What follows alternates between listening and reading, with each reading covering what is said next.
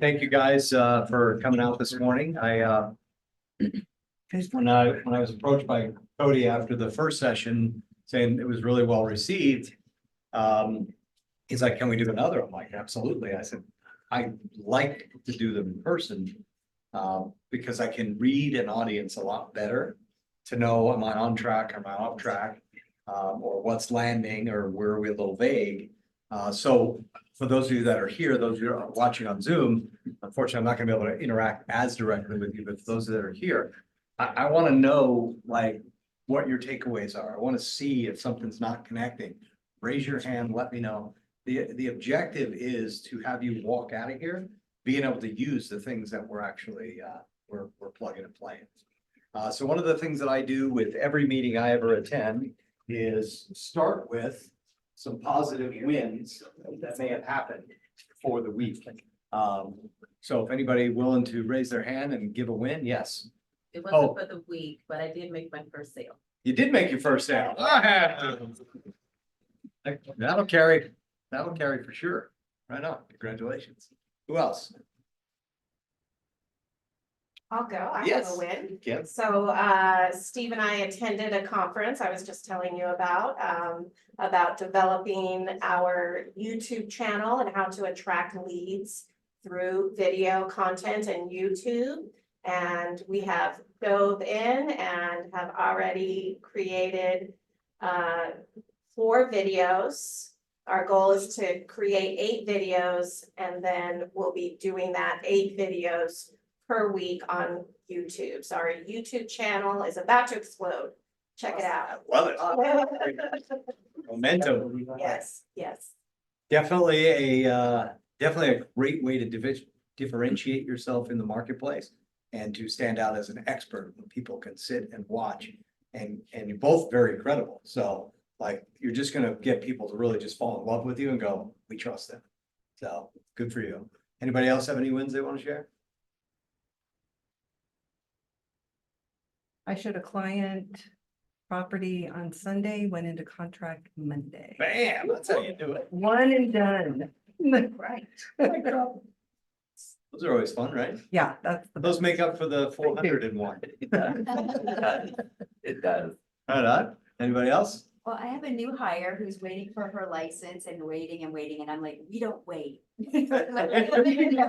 Let's get going. And so already 3 listings with her.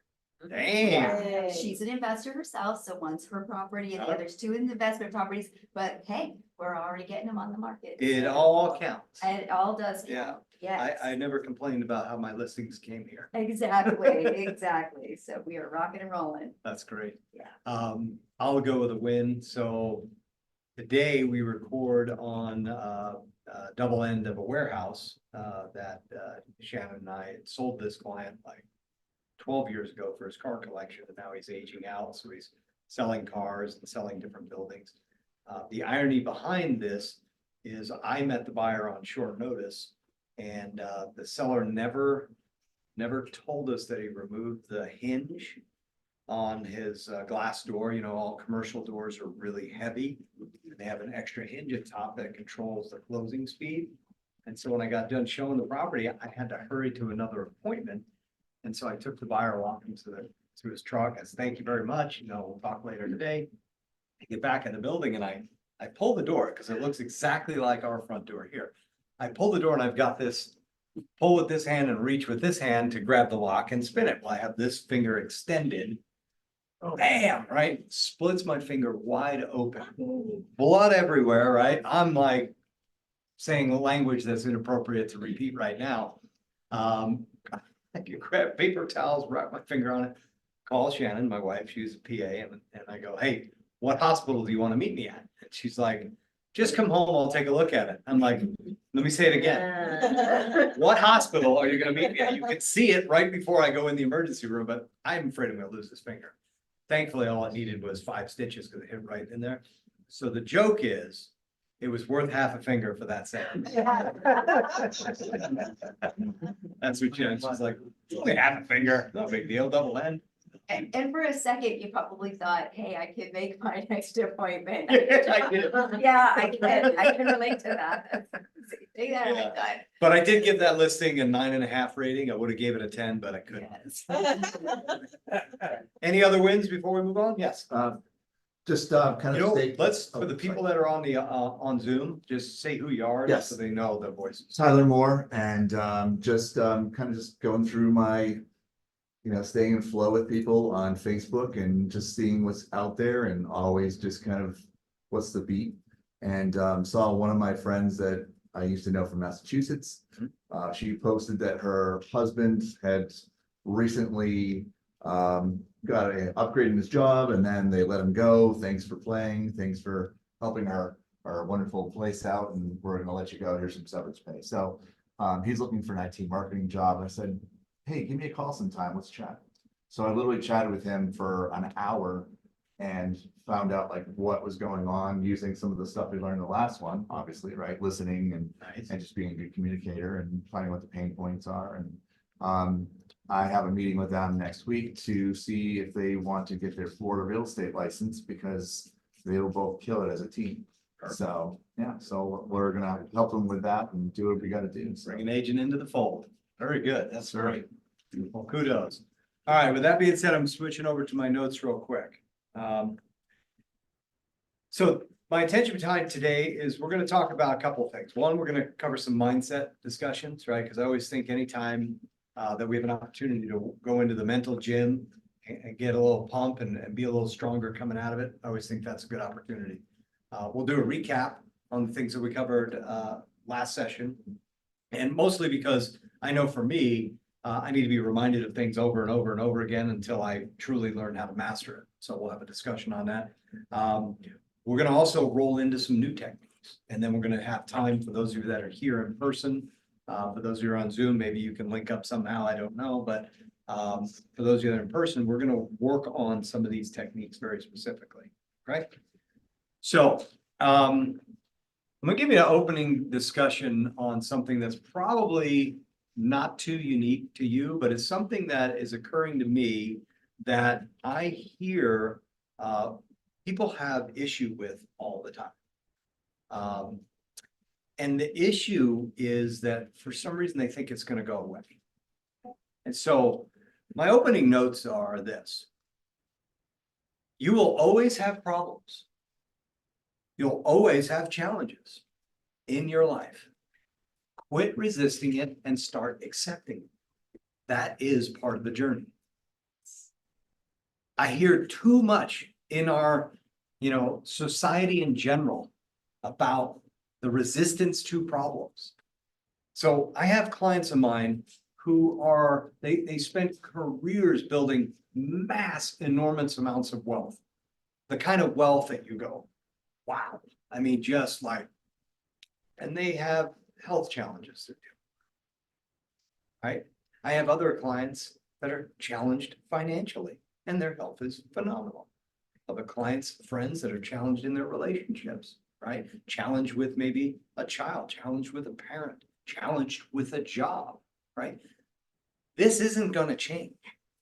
And I say that just from a standpoint of the resistance to the challenge makes the challenge bigger. Yes, agreed. Right? So when we talk about, and the reason this is standing out to me for our discussion, when we talk about from the real estate industry, has there been any recent challenges that have been announced on a national level? Right? Right? We got the whole NAR commission thing and, buyers, and like the media, of course, is going to spin it way out of control, which they do on every single topic all the time. It doesn't matter what it is. The objective of the media is what? Watch this. Yes, get your attention. Get your eyeballs on their news so that they can say, well, look, we have 11 million viewers that watched your commercial. Buy another month's worth of commercial from us. If we haven't figured that out, but people get worked up and the whole thing is an uproar, and then somehow we get paralyzed on doing our job. You are going to have challenges, period. So I want to share with you an exercise that I learned from my high school soccer coach, Ray Perez, his name. And Ray, I didn't like him. I'm not going to kid you. The head coach he was a prick. He was the guy that would go by, and if your hair, now, I know this is gonna be hard to believe, but I actually had hair at one point. If it touched the back of your collar, you didn't play. Yeah, like, so, like, there was check, your shoes before practice had to be perfectly shined, right? These are little things that I'm like, this old man and da da da da. But he taught us something that I didn't realize for probably 20 years later of how much of an impact it was in my life and has been a constant driver of my life. And where I noticed it when it really came to light is anybody take one of those FIT classes or HIT classes where you're high intensity repetition, right? This is like probably 15 years ago. I was in the dad bod stage. The kids were little. I ate, whatever was convenient, right? I wasn't really training or taking care of myself, but I was like, all right, I got to do something. And I go join this class. And of course, I take the earliest one. And there was only like maybe 10 people in the class. And I remember the trainer telling me on the second week, he goes, you have completely changed the culture of this class. And I was like, really? He goes, the way you come in here, like you're fired up, you're excited, you're encouraging people, like you're all about it. And I'm mostly it was because I was out of shape, I was tired, so I had to, right? Anybody agree? I have to convince yourself. But this is where I reconnected it back to Ray Perez in high school. Ray had a concept called the first 5 minutes. And if you've heard me speak about this concept before, I think it's one of the most powerful tools that you can incorporate in your life. I'm going to share it with you in a discussion of how it impacted us as a soccer team. And we're actually quite good of a soccer team. We made it all the way to the quarterfinals in New York State. So we did pretty good. The concept of first 5 minutes is you have to win the first 5 minutes. The first 5 minutes of the game. You have to come out strong, you have to come out on fire, and you have to give it your all. The first 5 minutes after either team scores a goal, you have to win that 5 minutes. Because momentum is a funny thing. You may have scored, but if they come back and score right on you immediately, momentum is gone. But if you score and you raise your level, you're likely going to potentially break the other team's will, right? First 5 minutes of the half. You go into the second half, the first 5 minutes when that whistle blows, we've got to win that 5 minutes. And so if you think through that, even though soccer doesn't have a lot of scoring, like say basketball or football or sports like that, there is enough 5 minute periods where you're going to play your hardest, your most intense, you're most engaged. I translate that into, I didn't realize that I do this in life. But that coach and that FIT class was the one that brought it to my attention, because my intention has always been the first 5 minutes of any activity unconsciously. Anybody ever not feel like getting out of bed? What's the hardest time? It's the first 5 minutes. You get past that first 5 minutes, you're like, I don't know what I was whining about, right? Get on the phone. Hardest part, first 5 minutes, right? You call, even if you call people you like, the first 5 minutes are the challenging 5 minutes because you're like, oh, I hate this. And why do I have to do it? And you're, that mind chatter. We all have that, my friend Matthew Ferry calls it the drunk monkey, right? Sitting on our shoulder, just talking trash, trying to talk us out of things like, oh, this is stupid. I can't believe you have to do this. But once you get past that 5 minutes, what happens? Super easy. You're like, oh, I love this. I just had a great conversation with Kimmy.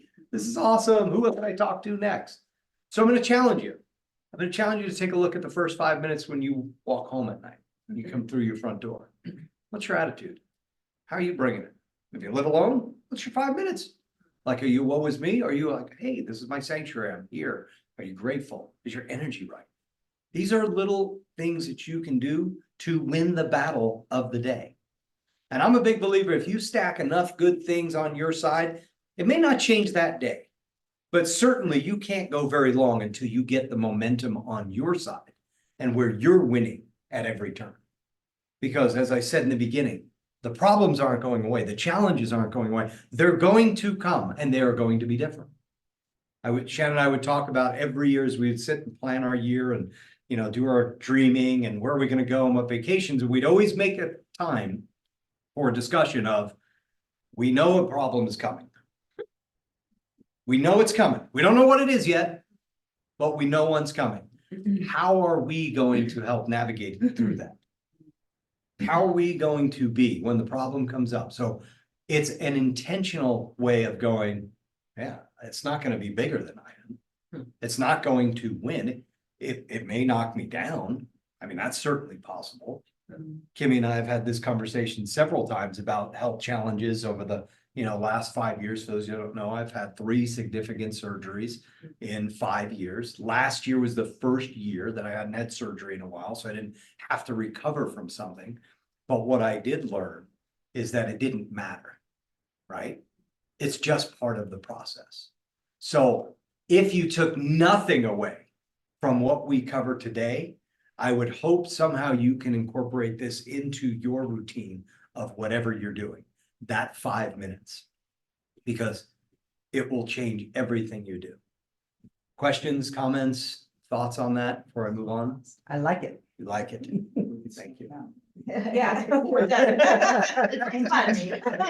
Integrating fun. As soon as you started speaking on that, Joe, I immediately thought, well, yeah, that's great. The first 5 minutes you can apply to every single situation, interaction, good or bad.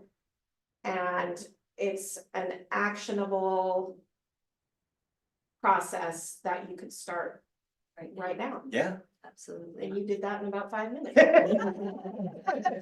I appreciate that. Yes.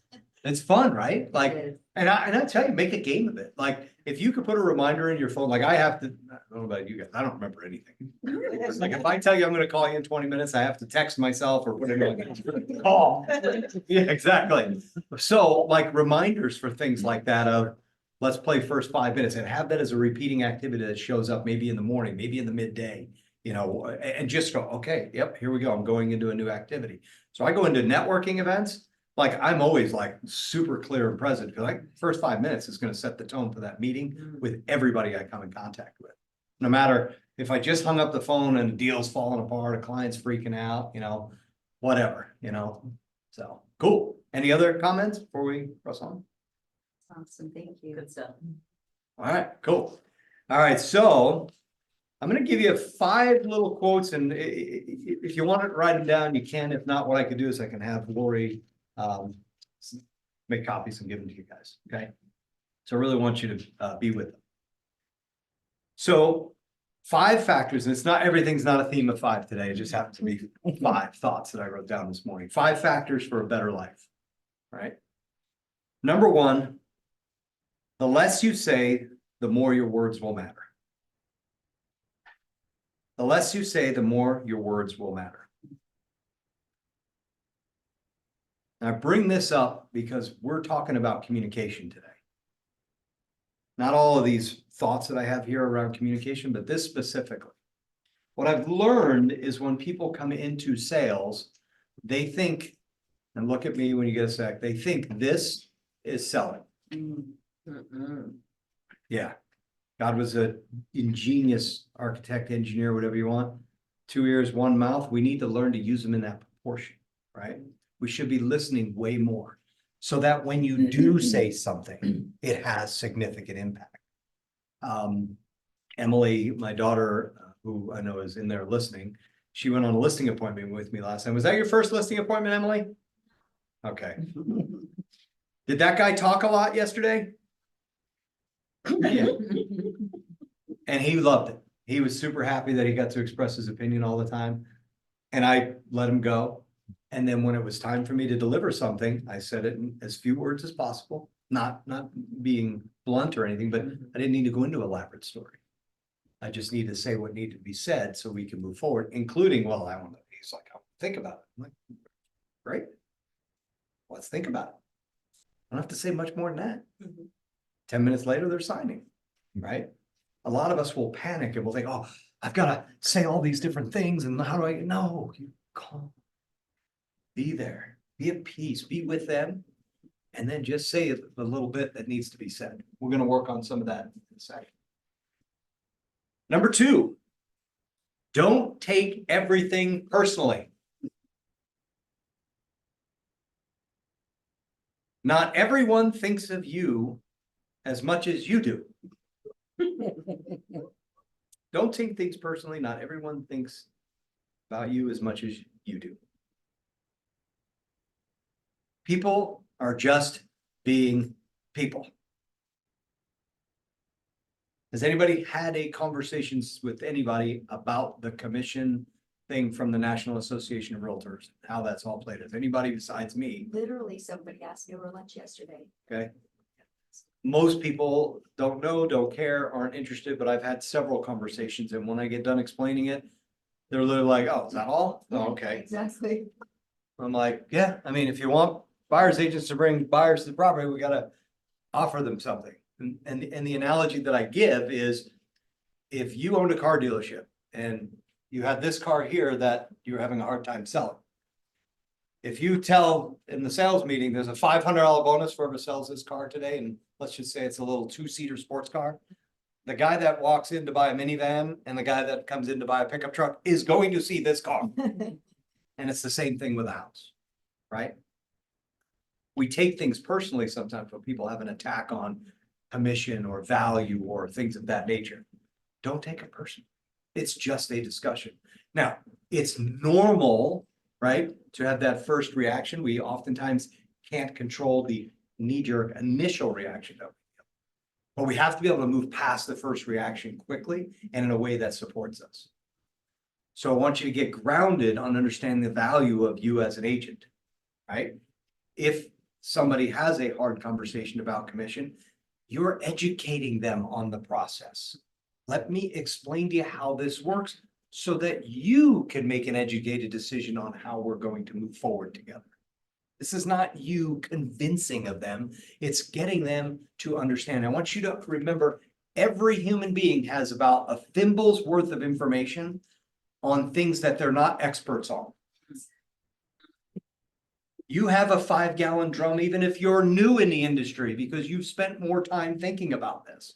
So their thimble is all this information in the world to them, but they don't realize it's only this deep. Your job is to expand it, maybe to a solo cup for that conversation, so that they have a new viewpoint and says, oh, I didn't know. So don't take it personal, just be there to be the one that can communicate that. Now, you've all heard this one. It's one of my favorite in life. When you focus on problems, you'll have more problems. When you focus on possibilities, you'll have more opportunities. When you focus on problems, you'll have more problems. When you focus on possibilities, you'll have more opportunities. What life do you want to live? We already know, I told you, we're going to have problems and challenges. That comes with the deal. But if we spend all our time and attention on it, it's the only thing we see. I had early in my real estate career, I had a poster. Back, remember posters back in the day? I had it framed because I wanted to look classy. Of course you did. And it was a skier, and he was dropping in on this gnarly mogul-filled hill. And it said, you're either going to see the problem or you're going to see the opportunity. The problem was the mogul. The opportunity was the lines that you go in between the moguls. That's what our business is. That's what our life is about. Let's spend more time thinking about possibility so that we can create opportunities. That's another one. I think all of these are my favorites, so I apologize if I say it again. Once you begin to take note of things you're grateful for, you will begin to lose sight of the things you lack. So true. Gratitude, absolutely. Once you begin to take note of things you're grateful for, you'll begin to lose sight of the things you lack. So I do a daily practice of something called gems. Gratitudes. First thing in the morning. What's my energy going to be for the day. Like, what's my beingness? Open, relaxed, magnetic, opportunity creating, all those kind of things. And then what am I gonna manifest for the day? It's fun when you dictate the terms versus having terms dictated on you. You've been doing those? Yeah, You notice any difference? I've been a huge gratitude practice follower for many, many years, and it's made all the difference in my life, Yeah, all the difference in my life. a lot of times it's just part of the human condition. We wake up and I always call it the stinking thinking. Right? So I want to clear that deck as quickly as I possibly can. So getting my mind right, getting into my heart and talking about what I want to create and where I'm going, much more powerful tool. Makes life a lot easier. Can you repeat the last part of that? Once you begin to take note of what you're grateful for, you'll begin To lose sight of the things you lack. And for those of you that aren't accustomed to writing gratitudes, I'm gonna encourage you to be as specific as possible. Don't say things like, I'm grateful for my dog. Get clear. Yeah. I am grateful for how my dog greets me throughout the day and the look on their eyes and the tail wagging and their energy, because now you can connect to that gratitude. Otherwise, it's just words, right? Does that make sense? So be very specific. This one is ties back to the first thing I mentioned to you about problems. No matter how much it hurts now, someday you'll look back and realize your struggle changed your life for the better.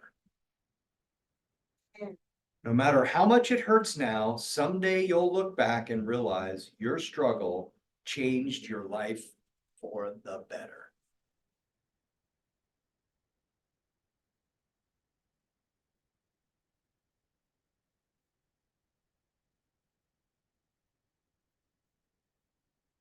Back and realize your struggle changed your life for the better.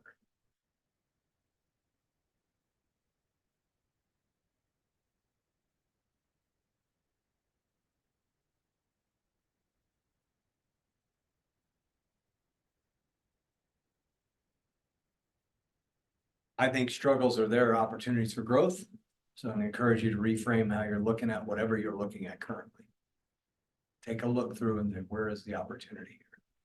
Because I think we get to bring out our best version of ourselves. And I'm kind of a dork in this way. I try to relate it to some kind of sports that I've been involved in my life. It's a good theme. I just had a post that I posted yesterday. I did a Grand Prix off-road motocross race in Virginia City, Nevada, 14 years ago. 2 years prior was the first time I got back on a dirt bike since I was like in high school. And I did it because a friend told me, you need a bigger challenge outside of just your business, right? You need something else to challenge you.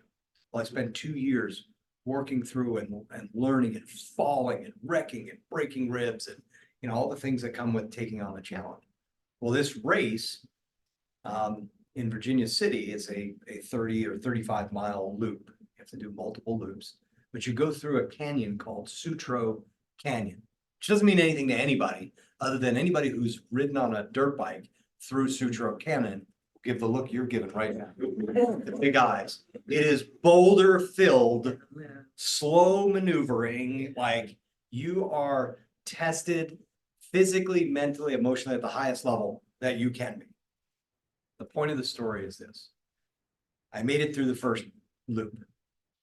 When I came back through on my second loop, I'm gonna tell you guys, you're pretty tired. I stopped before I got into the canyon to give myself a moment to breathe, get my energy calm, get some hydration, because I knew I was going into hell.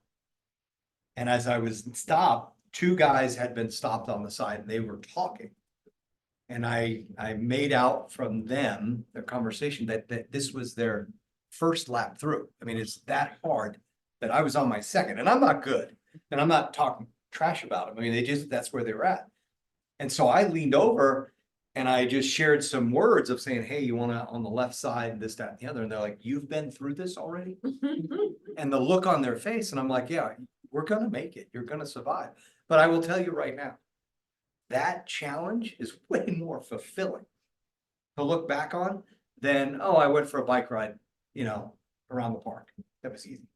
Now, I'm not saying you have to put everything into those contexts, but understand our challenges are there to remind us what we're made of. So if you are facing a challenge right now, like it could either be kicking your butt, or you could be like, all right, you're bringing your A game, I'm bringing mine. Because when you match it with that, the challenge has no opportunity to exist. All right, so we spent a fair amount of time on mindset, thoughts, provoking, attitude adjustments, whatever you want to call it. Questions on it? Fired up, Fired up, Yes. for sure, yes. right? Keep going. So it's the way, thank you. It's the way I want to, all of us here and anybody that's watching this, whether it be live or on record, I want you to look at your life from today moving forward of saying, okay, 2024 has brought whatever it's brought. How am I going to play different now? Right? We got 4 months behind us. That's easy, right? We got 8 months ahead. We can create whatever we want and we can do it like that. That first 5-minute attitude with those reference points as guiding us, you're bulletproof. Nobody will get in your way. All right, and we're going to transition back into some of the communication stuff. That's what we started on. But I don't want to do anything without working on the noodle first. So hopefully that little oil change and tire rotation has happened. So last session, we went through a couple of things, and I'm going to bounce through it, but I'm really looking for dialogue on your end, or if anybody has implemented any of these things that they haven't noticed, that we have a little talk about it. We talked about the difference between manipulation and influence. Okay, you may not recall that. However, to remind you, the difference between manipulation and influence is your intent, right? Our job is to help people get out of their own way. My typical scenario is somebody has to sell a home or somebody has to buy a home. They're excited about it. They speak to one of us, real estate professional is going to come over and help them. You get to the door or you meet him for coffee or wherever this meeting's going to occur, and immediately they go, oh God, I got to protect myself, right? They're afraid. They're worried about being taken advantage of. They don't want to make a bad decision. There's all this stuff. They got family members' history of don't trust people, this, that, and the other. And you got to make sure you really negotiate, like that, all that's going on. And here you are. I'm here to help you get your dream home. I'm here to sell your home and help you to get where the rest of your family is, or this great job, or whatever it is. But resistance shows up because of how they're conditioned. So remember, we're not there to manipulate them. We're in here to influence and to make the best decision for themselves. And that's what communication becomes very powerful. When you take it off of you and you understand, I'm helping you accomplish what you want. Has anybody ever had a client say, well, I'm sorry, but I got to ask about, your commission and, and I know you probably don't want to hear this. And I'm always like, no, let's talk about it. Like there's an elephant in the room. Let's talk about it so I can help influence you in making a good decision that helps your life. So we talked about in communication, there was a couple of ways of listening. Okay, there was listening to respond, right? Oftentimes it's a disagree with, right? There's listening to be right. You want to confirm that they are on board with what you are thinking. So all you're listening for is, are they right? Am I right? Am I good here? Do I got to correct them here? Right? The problem with those two ways is no new information gets in, and your need to look good is running the show, right? However, listening to understand is where everything exists. When we listen to understand from other people, they can feel it. And what's the highest form of need of humans? I want to be accepted. I want to be understood, like, feel me. I have had countless people tell me, wow, you should have been a therapist. All I did was listen to you.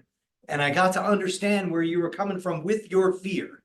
Or if you've ever dealt with anybody who's lost a loved one and they're selling property and this big move, and you could just connect with what they're going through and let them know, like, I feel you, I got you. They will know that. You could say the words, but when you understand, they know you got them. Trust is then developed. And until we have that, it's very difficult to influence anybody to do anything. Because all you're doing is trying to push a rope. It doesn't work. It's easier to pull a rope, right? What we want to be able to do is get ourselves out of the way and really understand for you. And that's what our communication tools that we worked on last time and we're going to expand upon today. Any questions about the listening? I know it's pretty common sense when we hear it. Sometimes in practice, we forget that, which is why practice is always a good objective. We talked about the effective listening skills, right? And if you guys want to jot these down, you can. We talked about the first and one of the most powerful one is listening and not relating. So my words are listen, don't relate.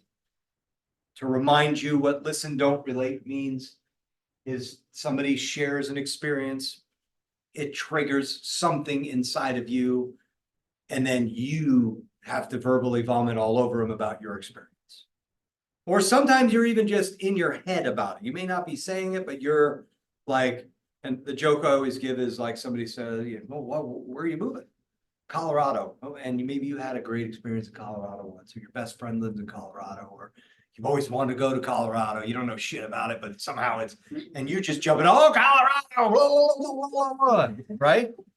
Everybody does it. Do it at a party. Try to share anything about yourself. People just go right over the top, and then you're like sitting there. Now, I think I warned everybody. When you learn this technique and you master it, you realize nobody asks you anything about yourself. Oh, it's so true. Because they're all about them.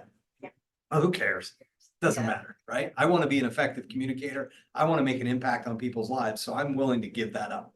Like, you get to know me if you want to get to know me. Otherwise, cool. I'm going to know you. And you're going to know that I know you. What's fun for me is playing golf with people I don't know. I will typically within 5 holes at the most, they will love me.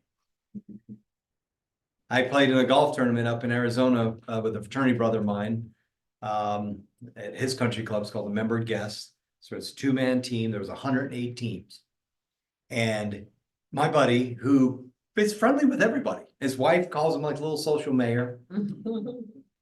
He was pissed at me.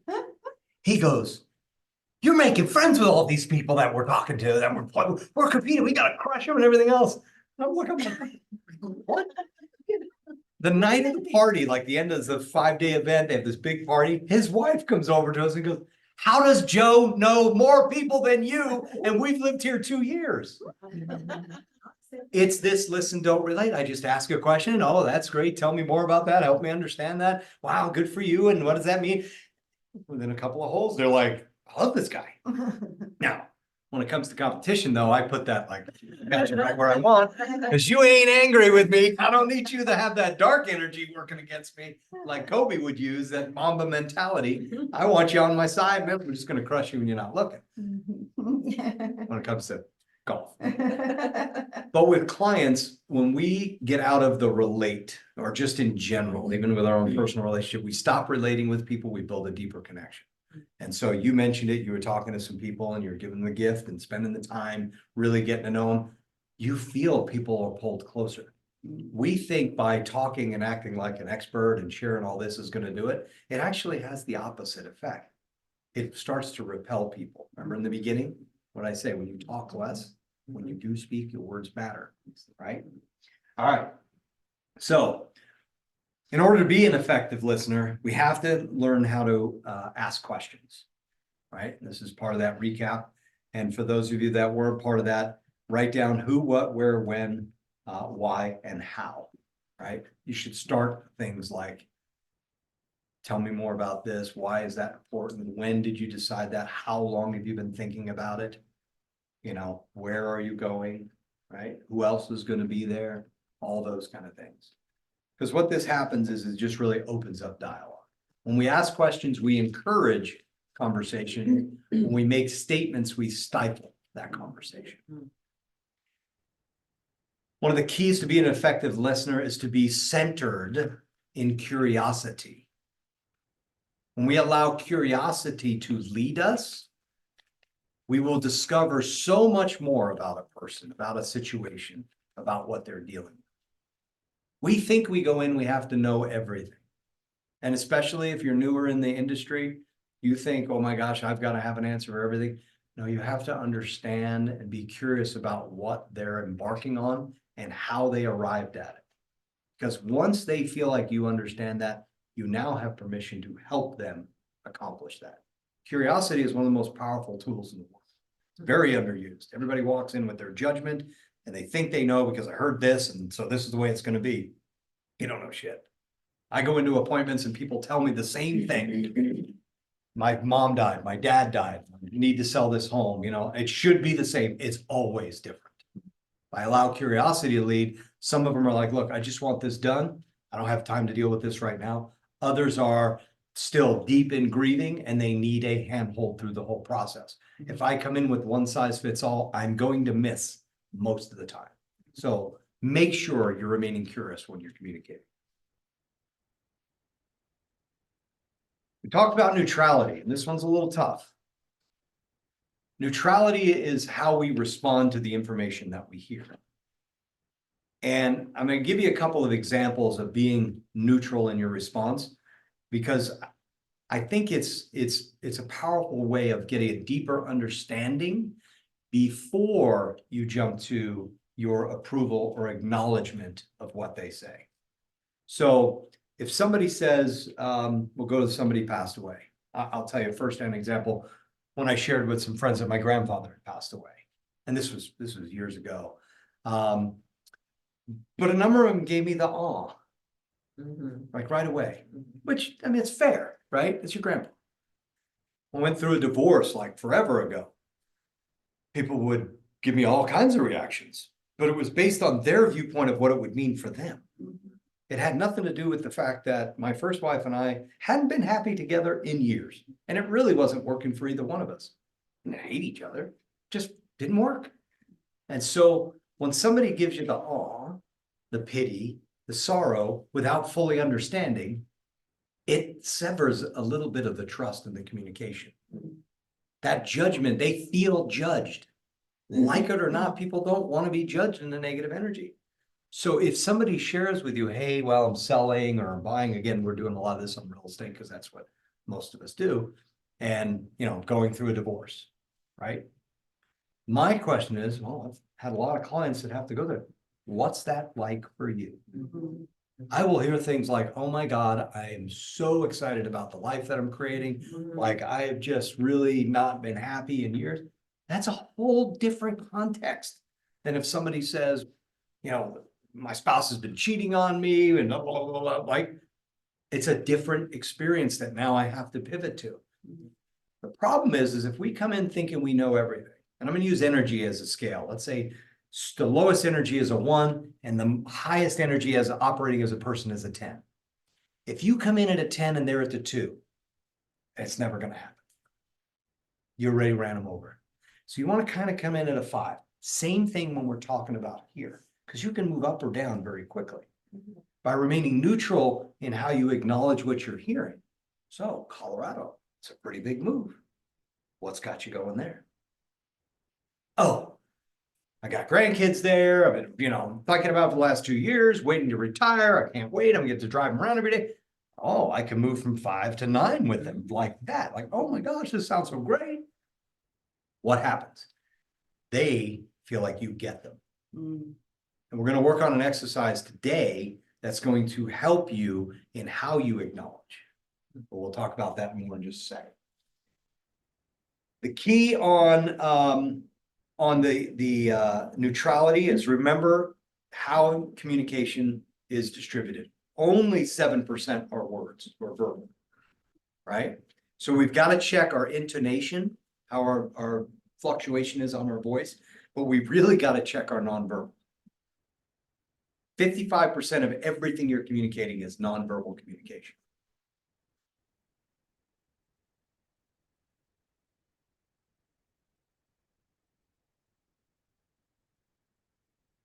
was having a conversation. And it was a tough situation. It's somewhere where I sit as a board chairman for an organization. I'm giving up my time. And I was trying to understand from one of the executives that run the operation what the challenge is with a particular employee. And that person didn't want to reveal anything that would be either confidential or considered like, trash talking behind them. The first move on her eyes were a squinty, head tilt, turn to the side, uncomfortable. And I said, you don't need to say another word. And she went, what? I said, we're good. I understand. Let's move to the next thing. When you clear your mind of your shit and your drama and your conversation and what you're bringing to the table, you will notice things like that. But the hard thing is that we got so much chatter going on there, and I want to do this right, and we got to practice. That's why we talk about practice and role play. People are like, I hate role playing. Yeah, nobody likes it. But if you want to get good, you have to do it to get through it, right? I remember as a kid going to practice, I'm like, this isn't as much fun as a game, right? I want to play the game. But where do we get better? We get better in practice. The game only reveals where you're challenged. Communicate with people. We want to make the mistakes here. Ursula, if you and I practice and I make mistakes all over you and we're friends, does it cost you anything? Cost me anything? No. But what happens is we start connecting, go, oh, I like the way you did that. That was really good. And you get the reinforcement. Okay, I got to work that in my routine. So when we work on our sales communication, have a mirror around. Record it. You hate recording. I know it. I don't like recording. I don't like watching myself on record. I was like, oh, I think I did a great job. And then I watched, I'm like, oh God, that was terrible. What are you doing with your hands? Right? But it reveals a few things that help you become better at what you are. Your facial is going to give it away all the time. If you're in judgment on somebody, they'll see it in a second until you learn how to be neutral and ask another question, wait to understand where they're at, then you engage back with what the appropriate emotional response would be. All right. Any questions about that? Okay. The fifth one is staying in context. We have to remember that be an effective listener, we have to stay in context. I'm going to tell you guys, I can tell you this every month for the rest of the year, and light bulbs are going to go off every time. Context is if you're talking about money, stay in money. If you're talking about time, stay in time. Okay. You can't jump one to the other unless you can draw a connection. You first have to acknowledge if somebody asks you, will you cut your commission? You can't say, well, I'll sell it for you faster. You have to address and acknowledge the fact that money was brought up. Stay in context. Same thing when you're asking questions of somebody. If they're moving to Colorado, how long have you been thinking about this? Tell me what you're going to do when you get there, right? Drill a little deeper, and then you can move over to something else. But staying in context will allow their experience to feel like you really care. Otherwise, you're going to come across an interrogator like, what were you doing Thursday night at 4:00? And then what did you eat for breakfast on last Saturday? And they'll be like, what? Agents do this. You ask about what they want to buy for a home, spend time talking about the home. Don't immediately go, well, have you met with a lender yet? It just feels too unnatural. They're going to be like, well, wait a minute. Why? Wait. But if you spend 3 or 4 minutes, tell me about the ideal home. How many bedrooms? How many bathrooms? Is a pool important? What about a view? What kind of landscaping? How about the kitchen? Have you thought much about what you want that layout to look like? You might not even care. Honestly, you might be like, well, your budget's not going to get any of this in the back of your mind. But the fact that they get to express it builds that connection. And by staying in context, they'll go deeper and reveal some things that they may not have otherwise revealed. I know it sounds goofy. The reality is we want people to tell us the truth about what they're up for so that we can help them. One and done, right? How many people want to take out and show off 50 homes? Not me. I have friends of mine make fun of me all the time because they'll buy the first house I show them. Oh, you really had to work hard for my commission. I go, but we're doing this for 30 years. You don't think I've been working hard? I happen to figure out how to get you to here quickly. How does that happen? Well, it's what we're talking about, right? It doesn't happen over, they think it happened overnight. You know, it's like, these aren't the droids you're looking for. Let's go, we're buying a house. We're not getting you distracted. All right, we good? Yes. You guys rolling? Yes. Worth your time so far? Yes. Okay, we haven't even the new stuff yet. It was good review. I All right. have my notes in front of me and I still added to them. Right? Good. Yeah. Good. My intention is to keep expanding Yeah. until everybody has a level of they feel like, oh, I can teach this class. All right. So write down the new section, going into some new material. Okay. The concept of agreement patterns. Otherwise, you know, is known as like repeat and acknowledge or repeat and approve. With people that may have heard this subject matter otherwise. Say that again. Repeat or approve, repeat and acknowledge is an agreement pattern. Just a way of allowing a speaker to know that you have heard them. So anybody that shares any information, you're responding in a way that they go, oh yeah, they heard me. That's all it is. So remember we talked about listening to understand versus listening to respond? A lot of times, unsophisticated, untrained salespeople, untrained communicators will hear a piece of information and immediately respond back. They have not taken the moment to let them acknowledge or know that they've been acknowledged. So I'll give you a couple of examples, just real simple. Words like, well, that's interesting. Did I say anything there? Not controversial at all. Good for you. Wow, you've spent a lot of time thinking about this. Did I say anything? No. There's nothing controversial, nothing to sink their teeth into. There's no judgment. We're still going. That acknowledgement piece on every communication you do, you're going to feel like a little awkward in the beginning, but when you get it down, you're going to realize that, why doesn't the world run this way? Why don't people go, wow, I really appreciate you sharing that. That's really cool. So people go, okay, got me. So the repeat part is you're going to just summarize real quickly what they just said. So I'll take a real estate conversation, for example. Somebody calls you, they're from out of state. They give you, you know, maybe they just unload 60 seconds straight on you about everything they want in a house and blah, blah, blah, blah, blah, right? And you go, wow, so single story in Vegas. That's close to a good school. Got it. They know you heard them. But what we can do is we get hyped up. Okay, let me ask the next question and no, just settle.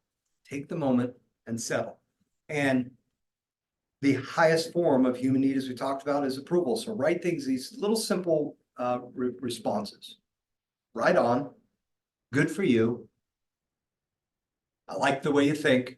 For those who have heard me give this discussion before, that's when people say crazy shit to me. They get the, I like the way you think.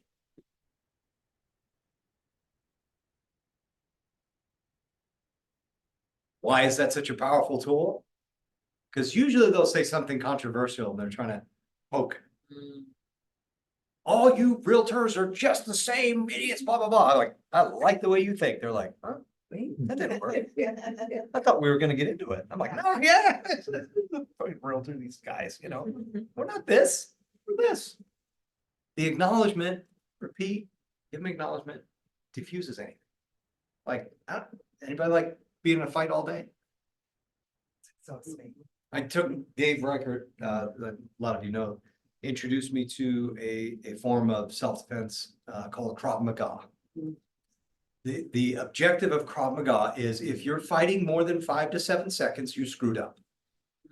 It's not let's fight for 5 minutes. It's protect your life and move on. Communication. You could be in this appointment for 2 hours and not get paid, or you can get them on your side very quickly, move out and be on to the next thing, and they feel great and you feel great. This is one of the key components.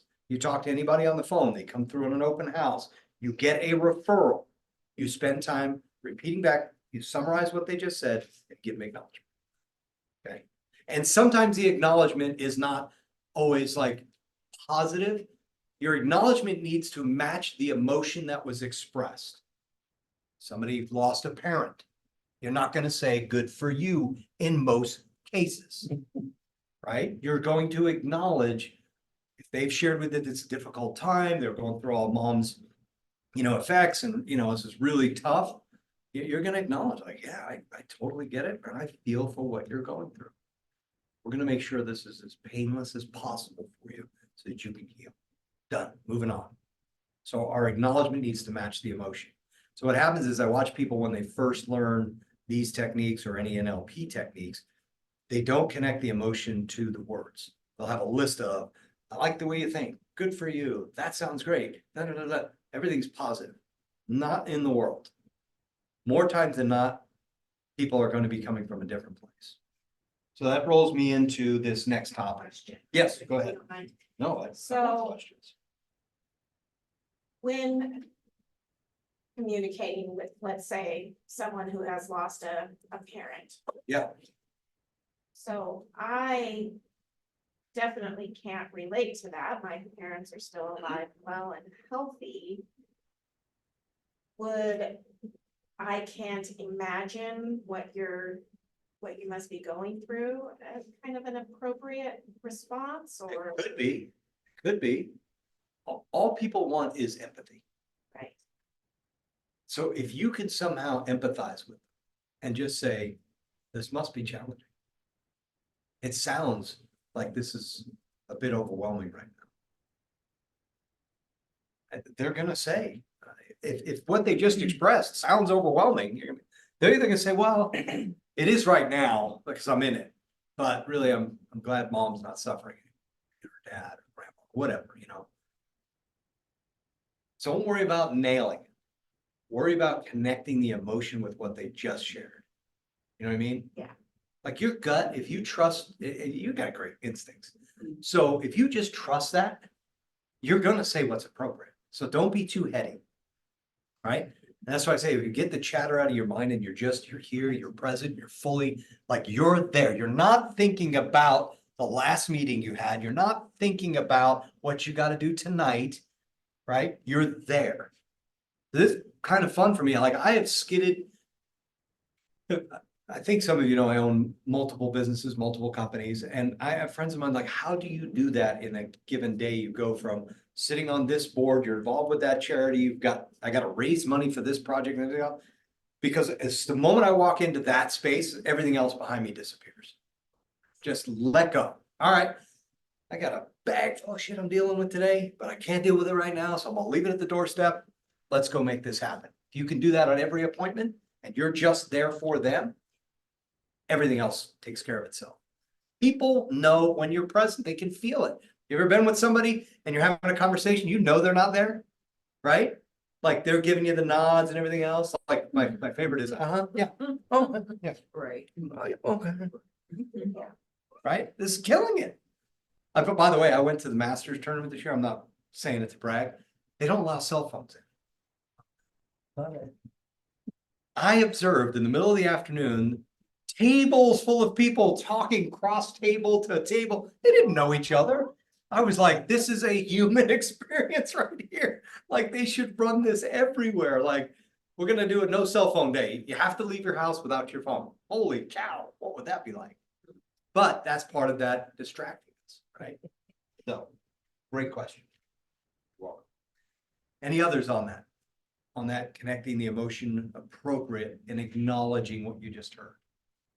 There was just something about that, in corporate America, I've had a lot of that type of conversation, right? Okay. And I've heard people say, oh, but I just feel phony. And that comes across to the person you're talking to as well. Mhm. If it sounds rehearsed or Yep. awkward, they're like, oh, she's not sincere. Yeah. And she just said something. And it's a turnoff. I know when I feel that's how a person is communicating to me, I'm like, I heard your script. Get away from me. Yeah. I just don't. That's- Matter of fact, I got on the phone, I tell people, lose my number. Right. Don't call me. That's that's the most repelling, It is. right? It is. Either be real with what you're saying, be sincere, you may not have the perfect words. Yeah. But it has to come across as authentic. And as you said, I can't imagine. That's real. Exactly. Like I totally feel it. I can't imagine what you're going through. Yeah. People are gonna get that. Cool. But yeah, you're 100% right. You might say the right words, but if you're not connected to it here in the experience, it's gonna come across. Right? Very good. Thank you. Any other comments? Writing down, be authentic. Yes. I mean, I need those reminders, so thank you. Well, a lot of times what happens, we get busy, like we're on the thing, I gotta do my deals, I need more money, I got, shit, another bill, whatever, right? It's real, Go. like that shit's running in our minds, now it's like. Okay, yep, that's going on, remember, there's always gonna be a problem, there's always gonna be a challenge. Right, so I got a really good habit of this, like years ago, it doesn't show up at the same level today. But I would write down the challenges I was facing, and I would go, all right, 5 o'clock, put a reminder in my phone, go look at those problems, because right now I gotta take care of what I gotta take care of. The end of the day, I'll come back and look at these. You know, anybody around the collapse of the market, you're like, okay, I don't want to join all these people in losing their house, so I gotta figure out how to make a payment, right? That's real. But I also have to go sell some houses today. If I spend all day worried about this, I am not selling anything. So, cool. All right. 2 core human motivators. This is very powerful, and it is 100% related to your listening. So 2 core human motivators. To motivate, and just listen to this part first. To motivate or influence anyone, you must learn to recognize how they influence themselves. Deep thoughts, Joe D. All right, you can write it down now. To motivate or influence anyone, you must learn to recognize how they influence themselves. I'm going to give you 2 ways that affect everybody. And people tend to lean on one more than the other. I'll read it one more time. To motivate or influence anyone, you must learn to recognize how they influence themselves. So right underneath that, number 1 is moving towards pleasure. Moving towards pleasure. And number 2 is moving away from pain.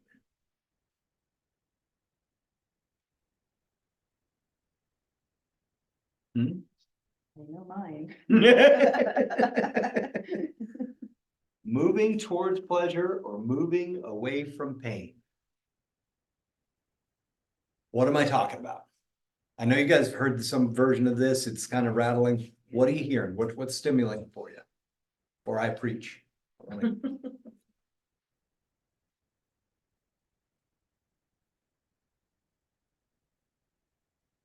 People are motivated and influenced differently. Yeah.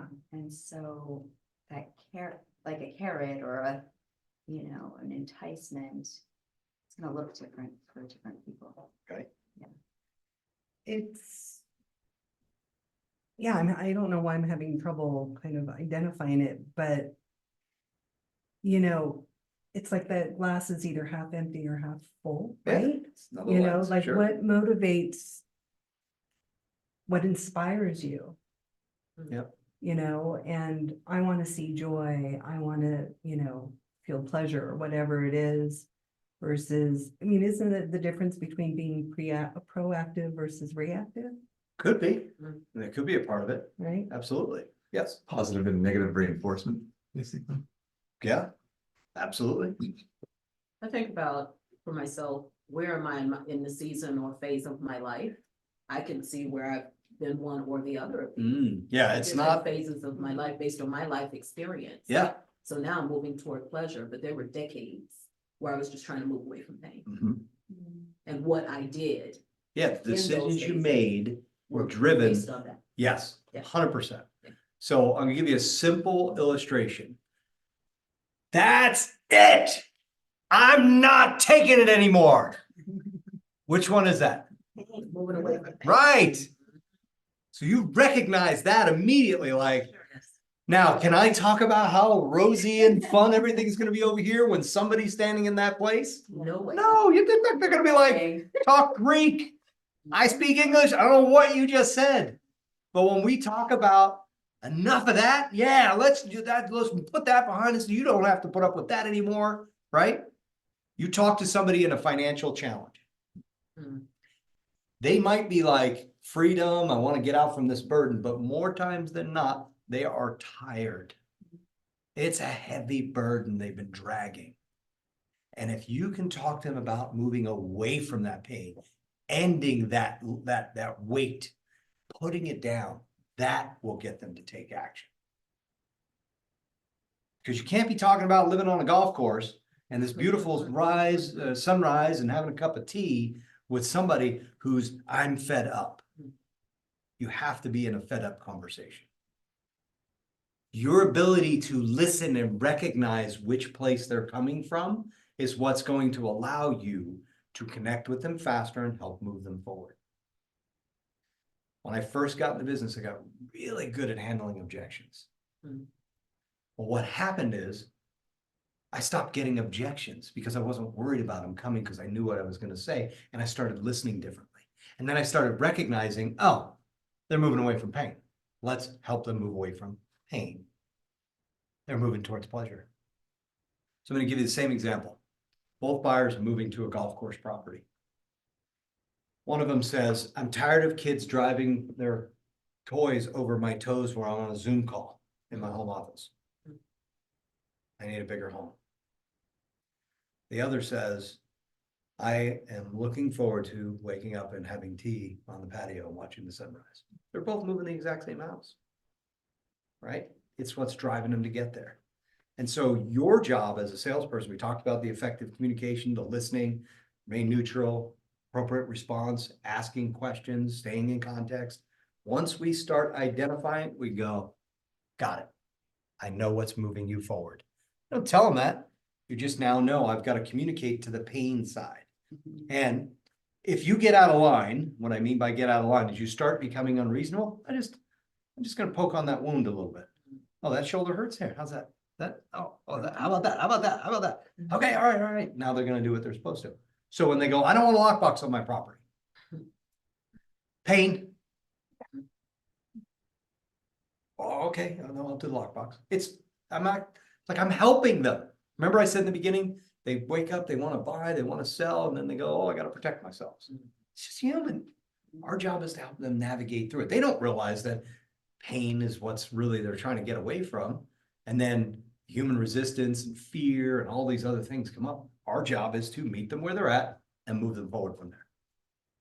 So when people are moving towards pleasure, like I try to motivate Shannon with pain early in our relationship, not physically hurting her, but like she was delaying on doing things she said she was going to do, right? It never worked. But if I would paint this picture about how amazing it's going to be on the other side of this being done, she was like, all right, let's do it. Right? I was like, okay, pain doesn't work with her. Like, works like a charm on me. Put me in the corner, like back me down. I'm going to come out swinging, right? Not her deal.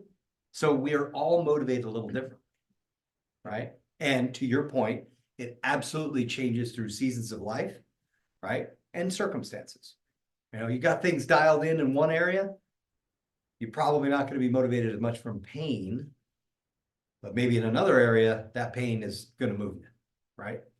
So when we talk about the communication side, the reason we emphasize the 2 ears, 1 mouth is so that we can recognize these signals. As silly as this sounds, this is probably one of the easiest ways to get people to move forward with less resistance. It's just, I understand where you're at. Pain.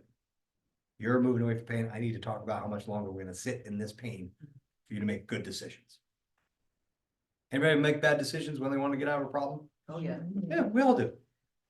Eventually, we're like, I really want to get out of this pain, and then we do it. Or if you have somebody that's really good at guiding you, they'll help you move through it a lot faster. And that's what we want to do. We want to be those kind of guides that, you know, the damage on somebody they got to go through is minimized because they represent, or that we represent.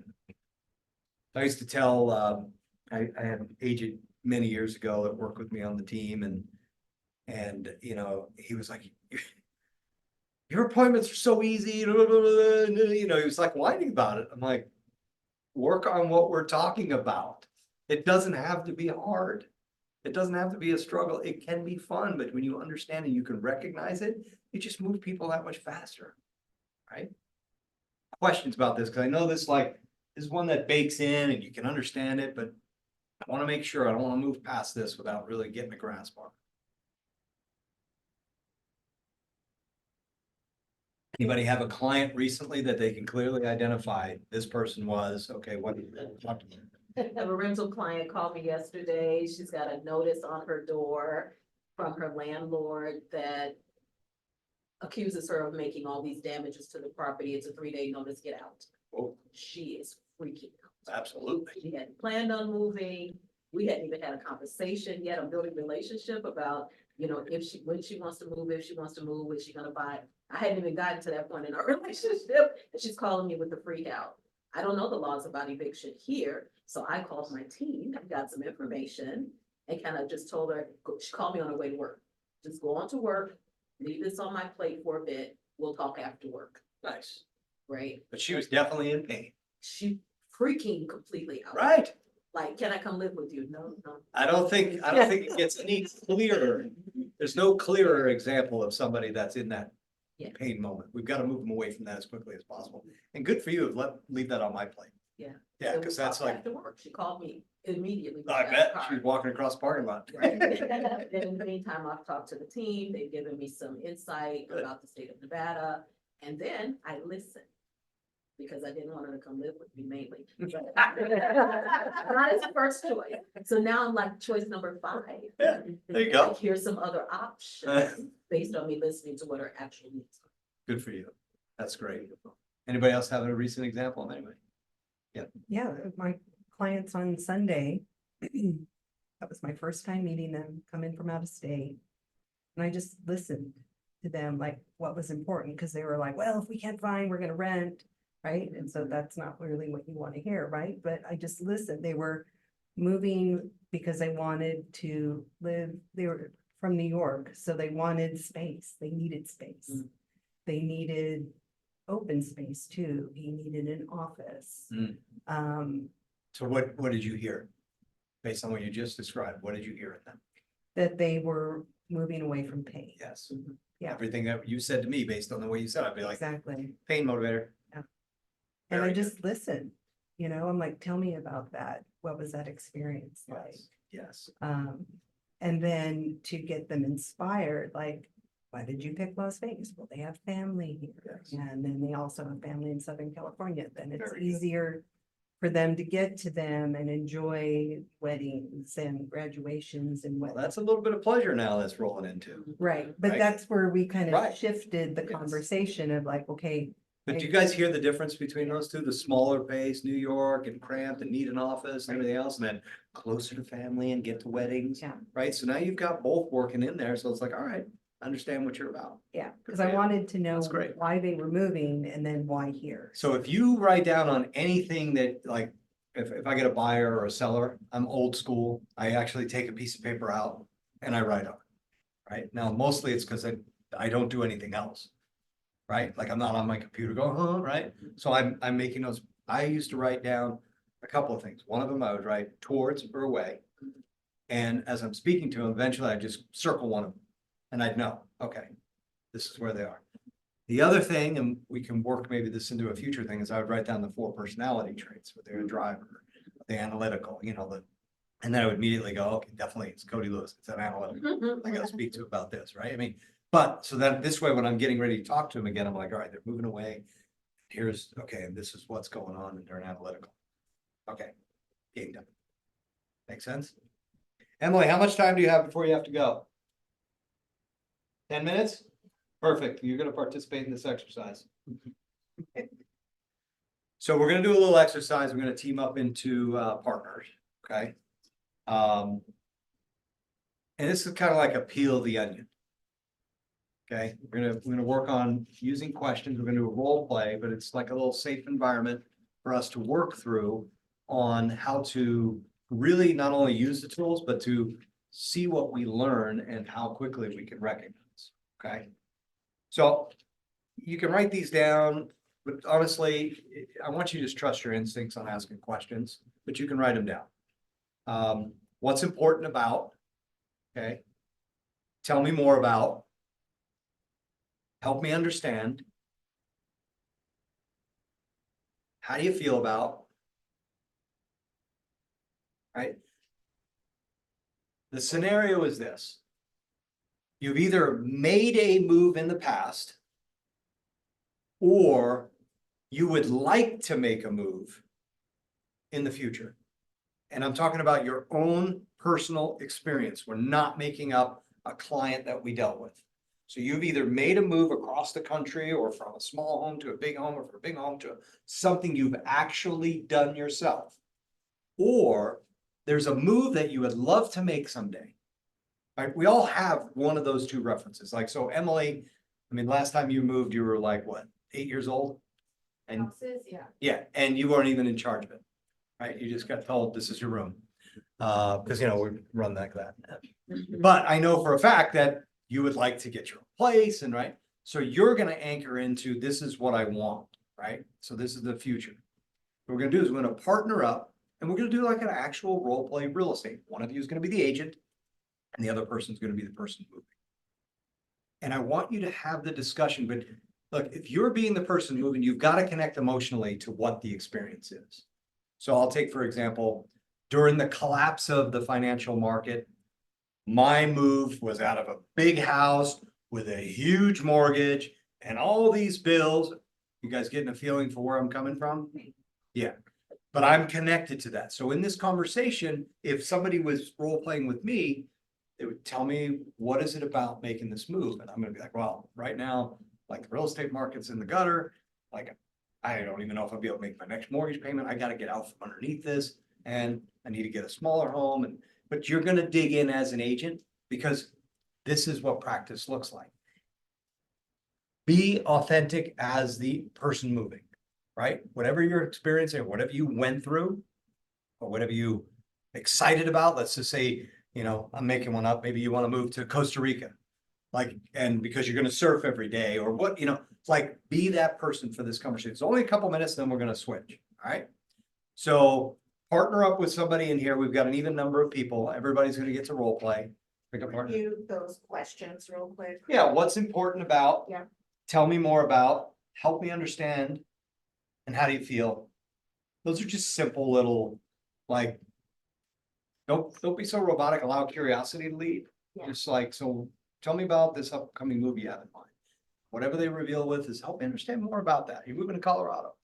What about, how'd you pick Colorado? Right? Just what does your gut tell you would want to know about that? So what I always want to do when I interview with people is, I don't move past the question stage until in my heart, I feel I know what they're doing. Does that make sense? Some people, 60 seconds.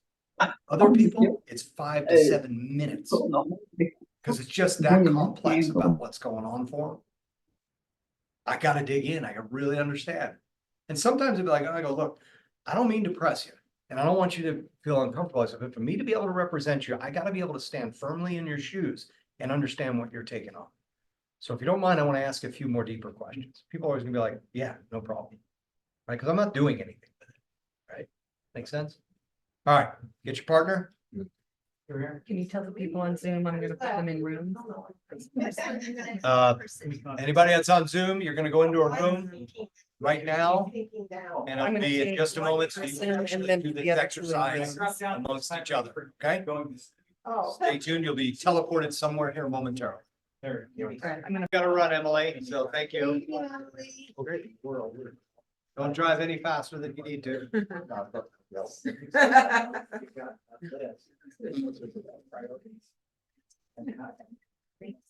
So if we've got fresh pizza, it's warm, I'm gonna recommend that we'll kind of go get some pizza, but we're gonna just talk.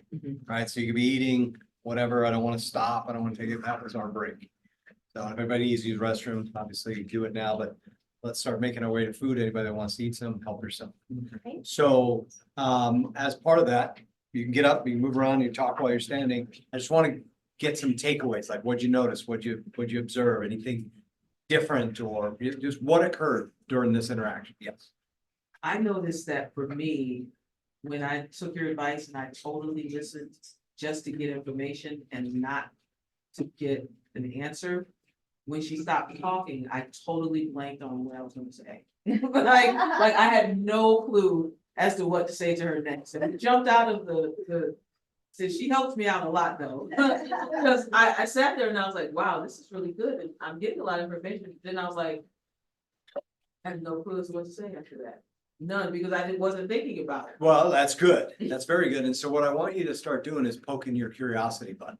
Mhm. Like based on what and you can even say to people, give me a second here because that was really good.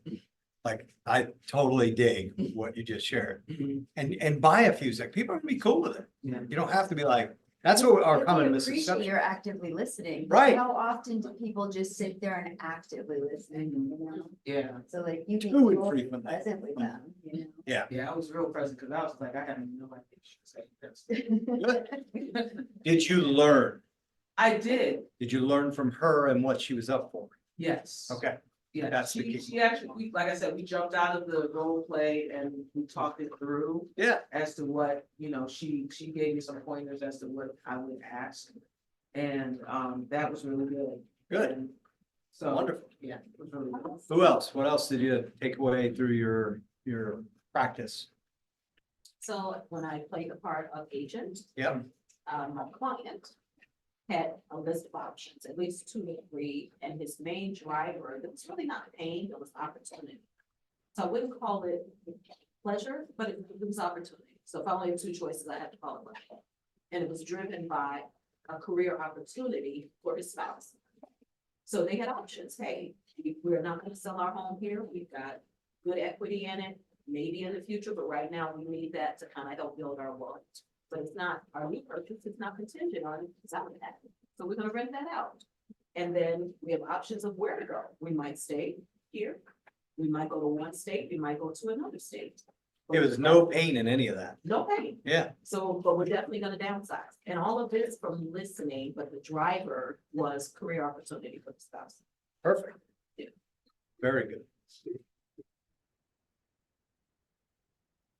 So for, was it Yvonne? I think Yvonne, you're on there. We got people, grabbing some pizza, so we'll be a little delayed on another scenario.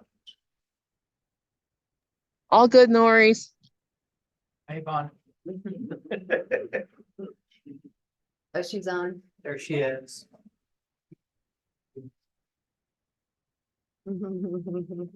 So, Tamara, do you hear anything different?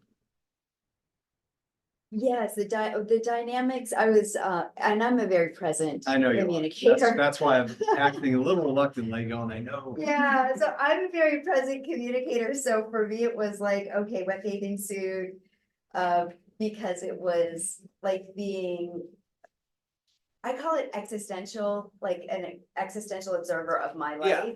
So it was almost like a double existential, cause Gotcha. I'm already You're already there, existential. now- And then I was like, okay, and then I'm looking at the questions, I'm like, okay, and then I'm perceiving it from Ursula's point of view as well as my point of view. So and towards so pleasure, away from pain for her. It was away from pain, yeah, and it was for both of us was away from pain and a little bit of both, actually, it was actually a balance in both scenarios, a balance of both, because we were looking forward to something Gotcha, and going away from something, yeah. perfect. And also coming up with creative solutions that we hadn't, really anticipated. Good. Yeah, that things took a unexpected course. Ursula, yeah. could you hear either towards pleasure, away from pain from her?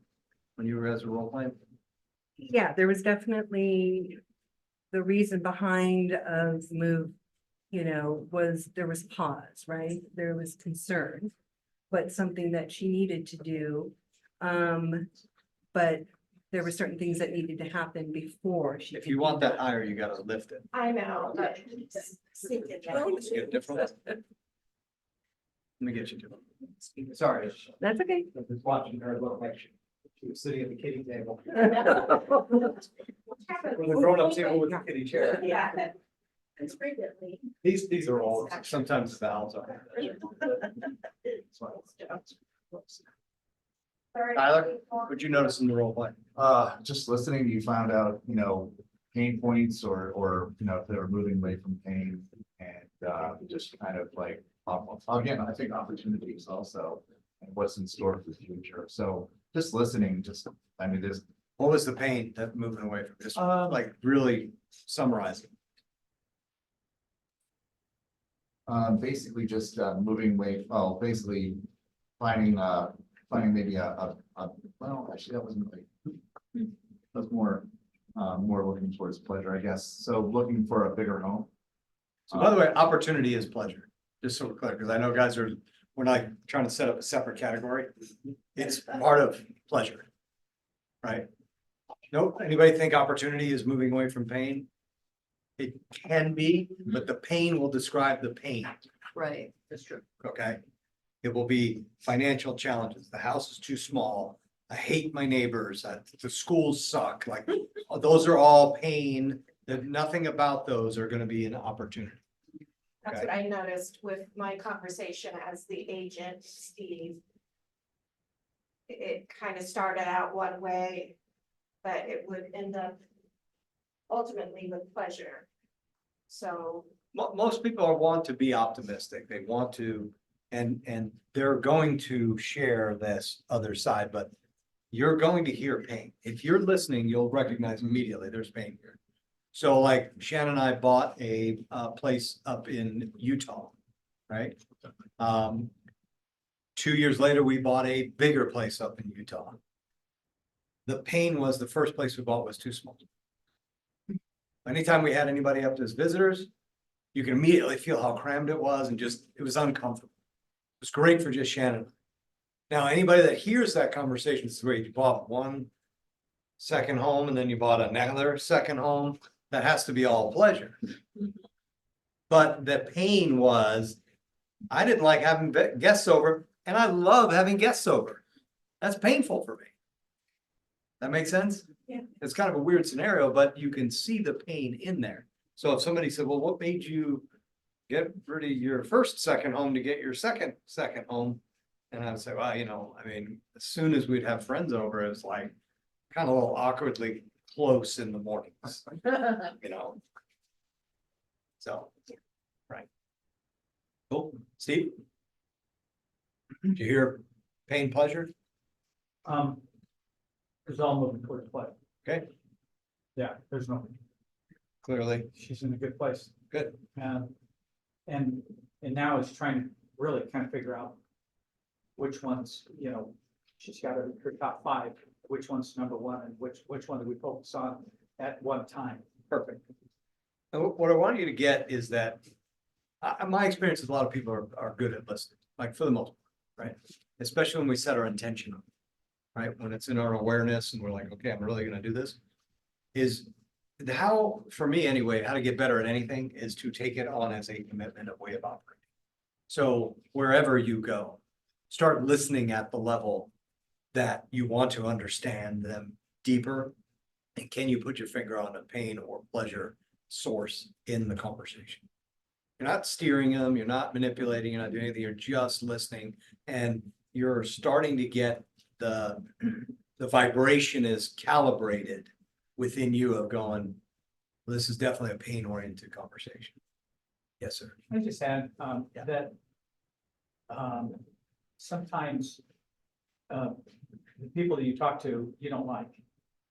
And what I have found is that the more you talk to somebody, the more you can like them. Mhm. I've got a person that I talk to that doesn't appear to like me.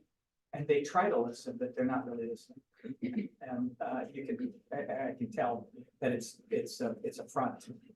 But I've always thought that getting into rapport with people is kind of like mounting a running horse. That the first thing you have to do is get stride with the horse. And then you can, That's a good then analogy. you can jump on. Yeah. yeah, But sometimes we have a tendency to try to buck that a little bit, and you never can get on. because you're not making the effort, the sincere effort to. You gotta fully commit, right? If you're gonna be in a conversation with somebody, and I've had people like, we're in rooms and I'm having a conversation with somebody and people are like trying to get my attention around the background.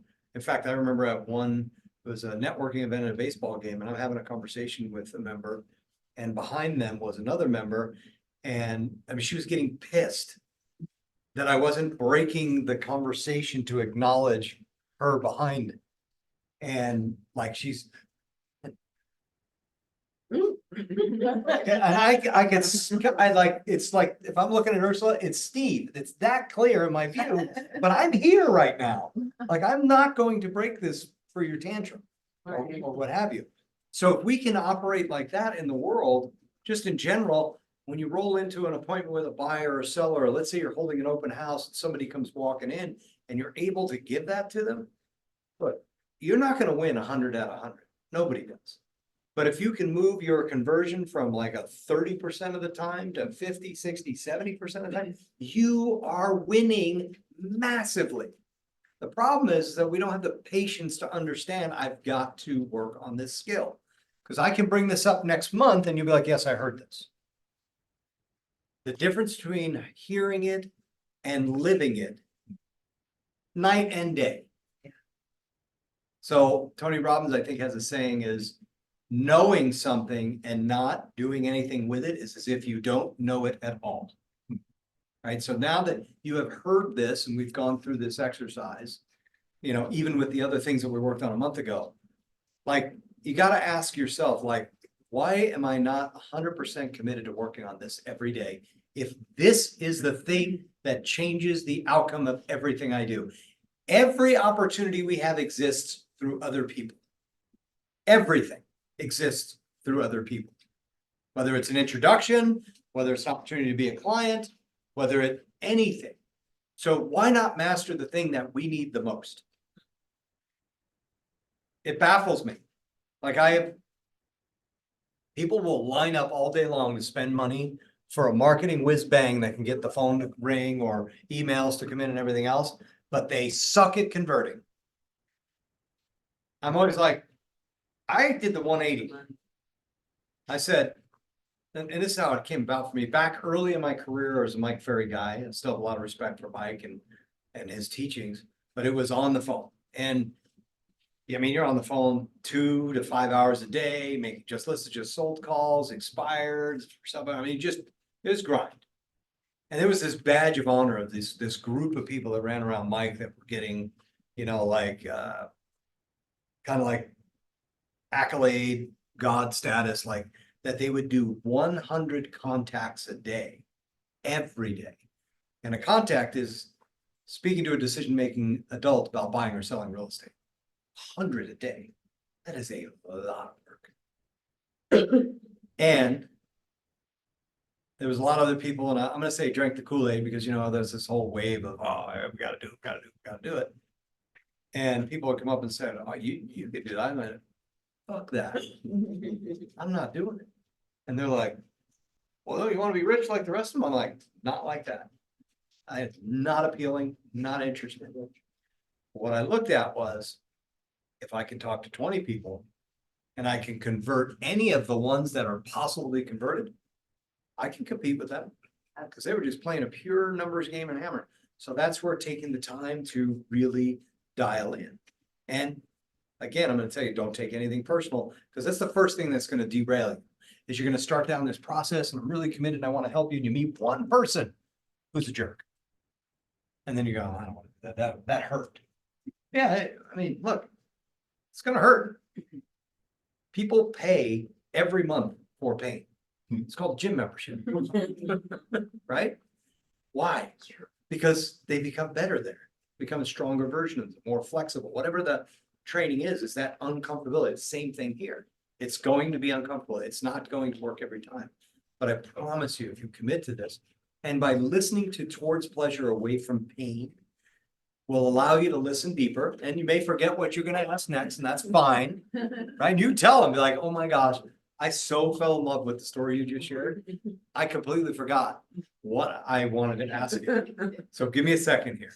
Oh, okay, now you said you're moving out of your parents' house, like, and then you go into your thing, Yeah. right? Just ask one question. Okay. That's it.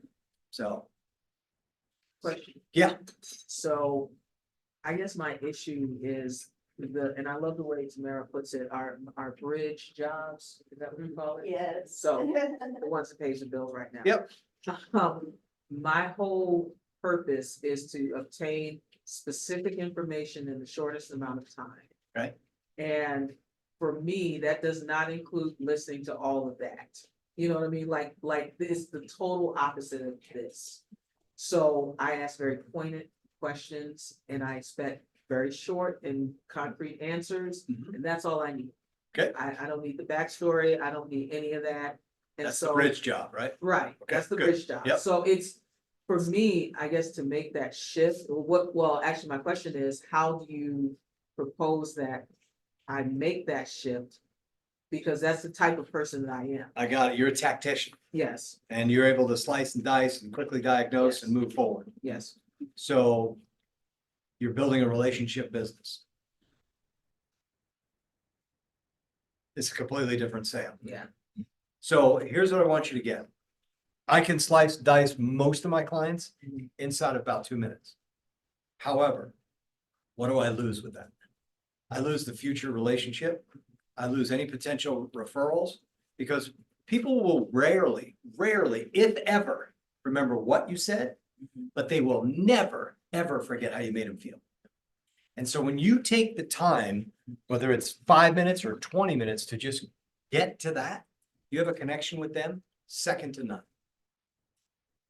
So it's just a shift of that, I'm a slice and dice technician, which is a very valuable tool. So in the middle of a deal, it's really good to be a technician that can figure out what's happening really quick and be able to move things forward. But when you're building the initial relationship with a potential client, slow down.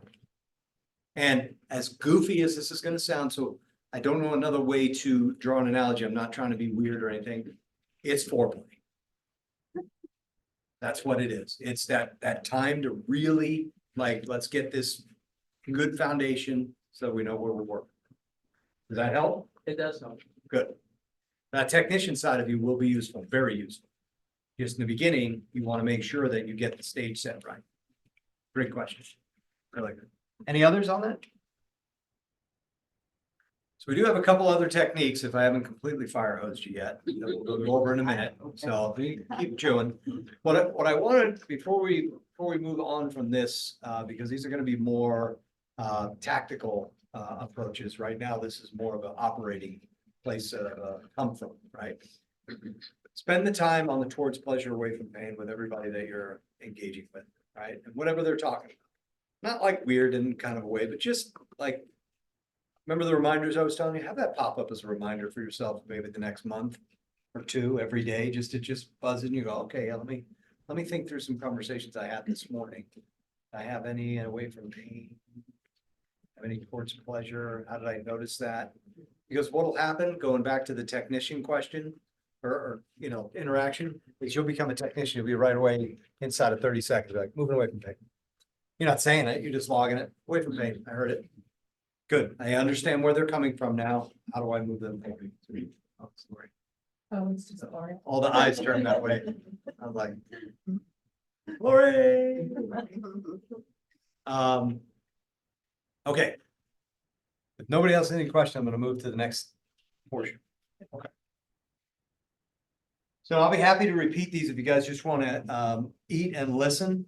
I will repeat them or we can just make copies of this section. So this is some techniques. Oh, shoot. Hold on a second. I left one part out, and I think this will help you on our discussion we just had. So you only have access to people through their emotions. Actually, scratch that. Lori typed this wrong. So as I'm reading, I'm going, that's not right. You only have access to people through their concerns. What concerns them? And you only move people through their emotions. She typed up my notes university. Say that one more time, please. You only have access to people through their concerns. And you only move people through their emotions. This is why moving towards pleasure and away from pain is so powerful. Their concerns. I'm gonna give you another way of explaining the word concerns. Keep them up at night. Right? That's a concern. If you can't sleep for some reason, and this is running in your mind, that is a concern. Now, it doesn't have to reach the level of that, but I just want to give you a reference point to work. And then you only move people through their emotion. I can't fabricate your emotion for you. I have to help you tap into your emotion. Which is why spending the time early and not being the technician side is we allow them to get to that emotion so that we know what to lean on towards pleasure, away from pain. If the emotion is pain oriented, I can now speak about, well, we think we're going to hold off for 6 months. So you don't mind more suffering. Now, I don't say that word, but I will point out, so you don't mind, scraping to make payments every month, or you don't mind missing out on your grandkids and all the fun that you could have there, whatever that motivator is. I'm not doing this maliciously. Again, I know when I say it out loud, people are like, oh my God, that's so harsh. The reality is, look, we all need a smack. I'm just, like helping you go, look, are you insane? Like I had a client tell me the other day, well, I'm gonna hold on to my home because homes always go up in value. I go, well, it's been on a run. And everybody says that until the market's done. And he's like, what do you mean? I go, were you a homeowner in 2007, 2008, 2009? And they're like, yeah. I'm like, we thought it wouldn't end in 2005. Like, let's think all the way through. I'm not trying to trick anybody in anything, but like just having a bold statement that it always goes up is not always the case. So, all right. Only have access to people through their concerns, only move them through their emotions. That's why we take the time to do all this. Okay. These are a couple of sales techniques, and I put sales techniques that always pay. And these are just fun that I wanted to throw in because we did a lot of heady stuff, a lot of emotional. This is just like a tried and true technician move. Anybody ever use an alternative choice close? Alternative choice close. I'll demonstrate. Which works better for you? Today at 3 or this evening at 5? Yeah. Okay. An alternative choice close gives the decision maker a choice that either answer wins for you. It's not manipulation. If I say, do you want to meet today? You have to think yes or no. If I say 3 o'clock or 5 o'clock, do I care which one you pick if it's available in my schedule? I'm available. We're going to meet. We're making a commitment to meet. Alternative choice close. It is one of my favorite, because I will say to people, well, is it better that we meet like this week as in Friday, or would it be better for you if we look at Monday or Tuesday? They immediately aren't going, yes, no, I don't want to meet with you. They're going, what's going on in my schedule on Friday? Ooh, it's pretty hectic. Now, Monday or Tuesday would be better. Great. I'm cool. I don't care. So I'm going to give you some other fun ones on alternative choice closes. I'm meeting with husband and wife. Sir, would you like to sign the contract first, or would you prefer your wife to? What are they not debating? They're signing. Yeah, thinking about who's signing first. Do I care? Steve? Would you like to sign the contract now, or do you have one more question you want to ask first? I have one more thing. Go ahead and ask, right? We're assuming he's going to sign, but, That's great. right? It's alternative choice. He's going to get to ask his question. I'm going to answer that question. Now the unwritten understanding is what's next. I'm cool. It's just an easy way to get people to move forward. So with the kids, when they were little, I used to say, do you want to eat your chicken first? Or do you want to get the broccoli out of the way? Get the broccoli out of the way. eat first. I don't care, you're eating both. Right. I'm not debating you, but they felt like they had to say so on it. No, I'm gonna eat my chicken first. Cool. It works. So if you could look through the questions and move away from yes, no, and move into alternative choices that both win, you're gonna be good. Right? Anybody have any that they would like help on alternative choice, like writing a question that would turn it into alternative choice? I had a tough time with my first client, Okay. who, after working with them for 8 months, 9 months, whatever it was, almost a year. They were going to sell a home and purchase a larger home, took their house off the market. During that period of time, I realized and learned that they had some financial circumstances that the wife wasn't aware of.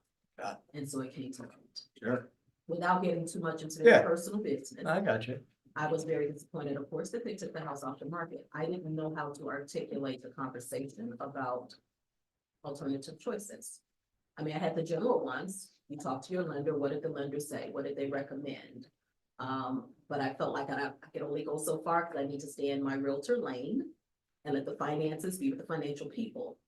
But I also wanted to maintain the relationship without overstepping bounds. It was the first deal, so I wasn't sure. Happens. Yeah. I will tell you that there are no bounds.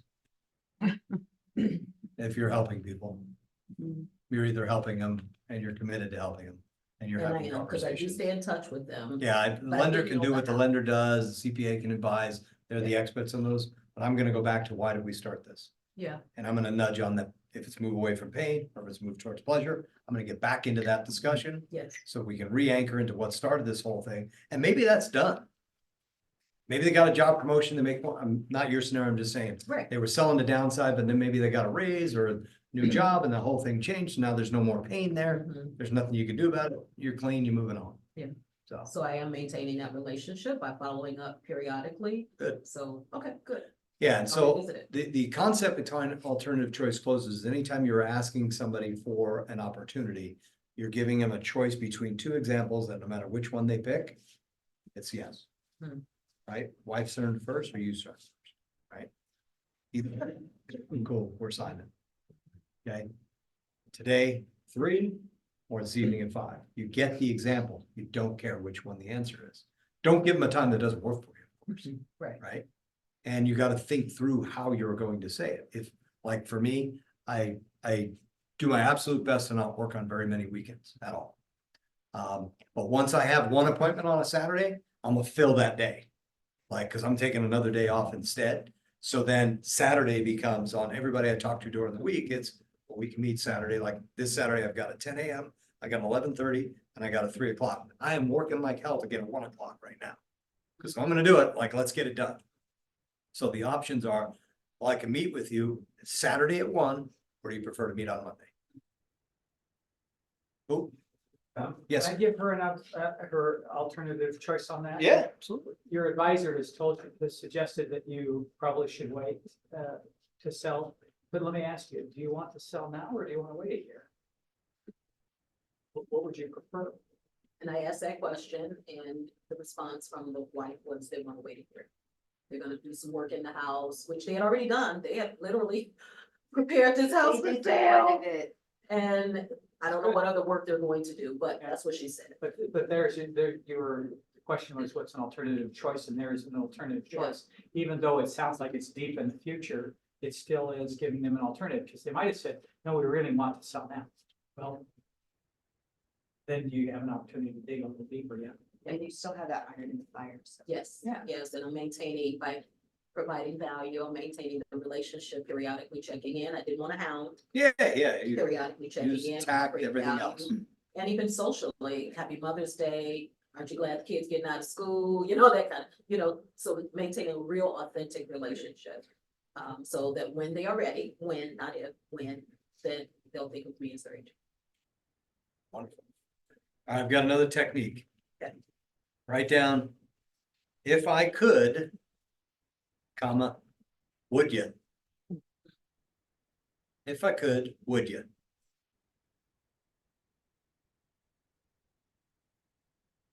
So in any scenario, when you know what's going on for them, right? Need to downsize, whatever, everything's in this chaos and, it's not convenient. If I could make this easy on you, would you be interested? Right? If I could find that ideal home for you, would you want to take time to go look at it? It's just, if is like $1 billion word that doesn't mean anything. Like everything's done on if. So if you can get into the place where you're talking to people and you clearly hear what it is they want to accomplish. And there's some level of resistance, by the way, there's resistance in almost most clients. Like I'd say probably if I had 100 of them lined up, 90 of them, there's some form of resistance on them making it occur. Every now and then there's somebody that's like, they're doing it, it's happening, let's go, we're moving on. Most of them, we have to navigate some hurdles. So that if I could, solve whatever this is, find whatever you want, would you be interested? Okay. It's a great one when you're in a conversation with somebody and, you don't know where to go, or you want to get an appointment. So I've talked to clients of mine that are like, just really hate the idea of selling and not knowing where I'm gonna go next, right? It's very uncomfortable. I don't want to be homeless, right? This whole, what if I don't find what I want? So if I could negotiate a deal that ensured you don't have to move until you found the home you wanted, would you want to do it? And they'd be like, yes. Okay, how can I do that? Now, from a tactician standpoint, well, we can sell it and we can mandate a lease back, right? We can accept a contract contingent upon identifying another property to purchase. Lesser of a favorite of mine, but there are options. But what happens is the client, the consumer makes up this big mountain of, I'm gonna be homeless. By the way, everybody's like 4 thoughts away from death, right? If I sell my home, I'm not gonna go, but I'm gonna go, I'm gonna be on the streets, it's gonna be summer, 110 degrees, I'm gonna die. Yeah. They don't think that consciously, but that's what's running. So our job is to solve it. So that's one of my favorites. I made a note here about closing in general. The close. Because sometimes people are uncomfortable. You may have heard, and I'm sure Steve has heard this many a times, but close is a natural end to a good presentation. It's the natural end. What's unnatural is not closing. So what is closing? Asking for what you want. Get comfortable asking for what you want. If what I want, if you and I have talked and you're buying or selling or investing or whatever, and you fit the clientele that I want to work with, I want to now meet with you in person. If we had a phone call, if we're meeting in person, I want to get together to go to the next step. If we're in person, I want you to sign the contract. Asking for that for a lot of people is very uncomfortable. It's the normal end. You have to get comfortable asking for it. So if you look at a house, they like it. Get outside. What do you think? Oh my God, it leads everything I want to do. Do you want to write up an offer? Well, let's go back to the office, right? Just ask.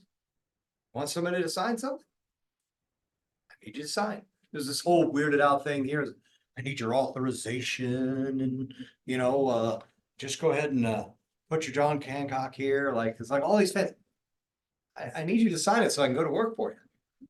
Right? Guy says yesterday, the one that Emily went on and he talked a lot and she kind of made fun of me. She goes, I know you're, it's not your real laugh. That's how she kind of put it. I don't remember what word she used. And she goes, and you used it a lot yesterday. He didn't know. Well, of course he doesn't know. You flipped with me my entire life. You can recognize when I'm really laughing or I'm just like, oh, that's clever. And he's like, well, I'm 82 years old. I'm from the world. We do things on a handshake. I go, great. Let's shake first. Then you're signing. Because my company requires that you sign. And he's like, okay, Okay. right. So what did I want? Sorry. Sign. And what did he want? A handshake.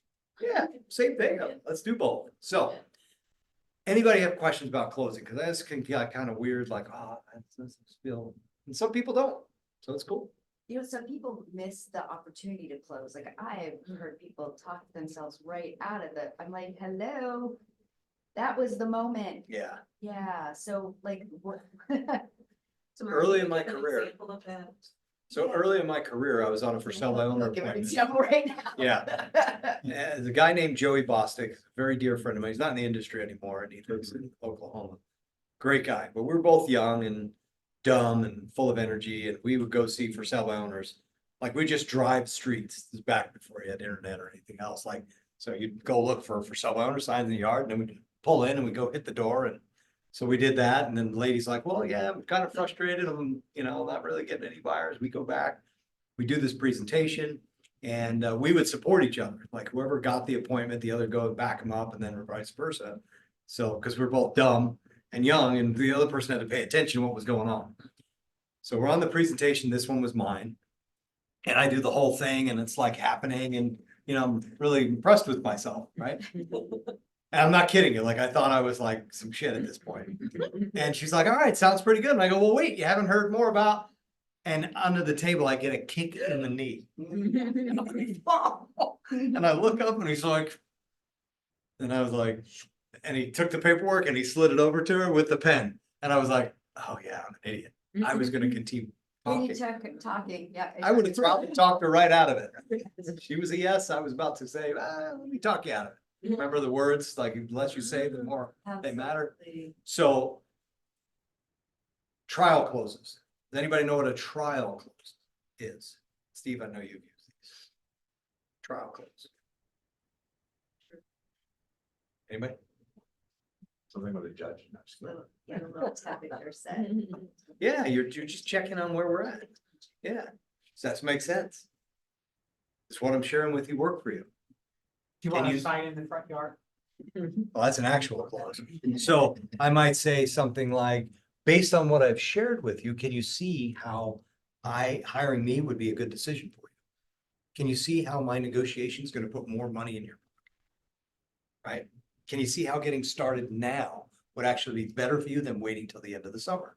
These are all trial closes. I'm like taking your temperature. Are we still a yes? Are we in agreement here? The close is the final. Like, based on everything that we've covered, are you prepared to hire me to sell your home? Is it okay with you that we go through the paperwork now so I can get back to the office before the end of the day and tell everybody in the company about your property? Is that okay with you? Can we do that now? Those are little silly closes, but they close. Right? And also your nonverbal communication. Oh, yeah. Is this, Constant yes, affirming. yeah. By the way, this is why the mirror is important and filming yourself, because you might do a close and you're like, because you're uncomfortable. I don't know what I'm asking, but your head's, Going sideways. and they're going, I want to hire you. For some reason, I don't think I should. Which, I mean, if they're Indian, it's a little different because they say yes. Yeah, with they're it. nodding, They're yeah. nodding. Yeah. So one of the things that I mean, actually, I was doing it right there. I don't know if you see how often I do this. Like if I'm gonna say something in the affirmative, it's here. Yeah. Right here. Say, yeah, here. You don't want to hire those other agents when you have me here, right? So little things like that. A close is just something you have to get comfortable with. You're all comfortable asking for what you want everywhere else in life. Mostly. So. Yeah. However, when it comes to convincing somebody else to sign a contract, we somehow get all worked up. But understand, they need your help. Because fear is in there, I don't want to make a bad mistake. And by the way, most people will not make a decision for fear of making the wrong decision more than they're worried about making the right decision. Yeah, guilty. The wrong decision will stop people. And it takes a good close to move people forward. Okay. My last note that I have on here, and it ties into what we're been talking about kind of around the way. It's getting comfortable being uncomfortable. That's where all the growth exists. Get comfortable being uncomfortable. Have the hard conversations. When you're connecting with somebody, ask the deeper question, like we were raised, don't talk about that. Can't talk. Yesterday, the guy asked me about politics right before he signed. I'm not stupid, so I didn't walk into him. He's like, who are you for in the election? I said, who do you think? He goes, well, what political party are you? I said, we've been together for an hour. By now you can guess. He goes, you're a Democrat. And I said, seriously? What makes you think that? And he goes, you're not gonna vote for Trump? I knew right away. Oh shit, he is a Democrat. And I just looked at him, I said, I don't trust any of them. Let's go to the paperwork. Right, I'm not going there, but I wasn't gonna give him an answer. And then I said, seriously, that was the vibe I gave you? And it doesn't matter, I don't care, hire me, I'm gonna go sell your house. But the whole point of being comfortable, being uncomfortable is in that conversation, like in that moment, I was like, oh shit, I could lose this listing if I take the wrong line. So I'm gonna stay right here and be like, I don't trust any of these motherfuckers. Yeah. So everything that we do in this industry, there is a level of uncomfortability. And it could be, meeting somebody for the first time. It could be going through paperwork. It could be you've been doing this for a while and maybe the game's changing a little. Or maybe what used to work, and this is what I've noticed through my entire career. I get about 18-month run of something that works for me in the industry, and then it changes. Sometimes I don't realize I've been on the run for 7 or 8 months that something's working. But the moment I do, okay, I've got how long? All right, I got maybe 9 or 10 months left, and this will no longer work because something new will come about.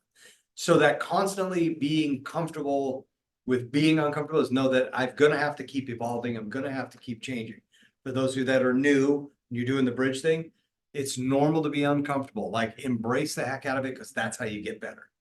I've constantly trying to reinvent what I'm doing, who I am, challenging myself so that it don't get old and stale. What I have noticed, like, as I've shared, I golf a lot. When I golf with guys or gals that have been out of the game for a period of time, and what I mean by the game of life, where they're just in this, the game passes them by overnight. Like they are so out of it. And I don't want to get there for me, but what I'm telling you for you is if you feel uncomfortable, that is a good thing. You're growing, you're being challenged, you're moving forward, you will progress, you will get better. Right. We covered a lot in That was. 2.5 hours. I know slated for 3, but I'll give you 30 minutes back here. Oh, yeah, in your day. the time is for networking and lunch. Yeah. So I'd love to hear is one thing, you can say the same thing somebody else, but one thing you're walking out of here with either the quote, a concept, a skill, a technique, something that you will put in play. So if you have it already, you can share it. If not, I know, what I have as a mentor that I'm gonna put in play is actually building in this time into the mentoring program to do role playing because I empower my agents, my mentees to do this on their own. But they're not gonna do it. They're not doing it. Yeah. So there's gonna be a way that I put some structure into the mentoring program beautiful. where it's expected, like you're not graduating from mentoring until you do this, because this is vital to your business. So for me, and I'm just going to speak from my own experience, for 5 years, I did 2 30-minute role play sessions a day, 5 days a week. I did one in the morning, and that was everything I was going to do on the phone. And then I did one just after lunch, and it was everything I was going to do with an in-person, whether it be a buyer presentation or a seller presentation. And if somebody didn't show up to role play, I pulled out my scripts and I practiced. You did it yourself. It was the best way for me to get out of my head and stop thinking about what I was going to say and just be in action. So, plus I get to run into all this weird stuff, Right. that I wasn't, because what'll happen is if Ursula and I are role playing and she talked to some wackadoo yesterday that threw this curveball, she now gonna throw it right at me. And now I've seen the same curveball, so it won't be the first time I see it later. I'll be like, wow, I never thought of that. Or sometimes you'll hear new trends in consumers' concerns come up, right? So.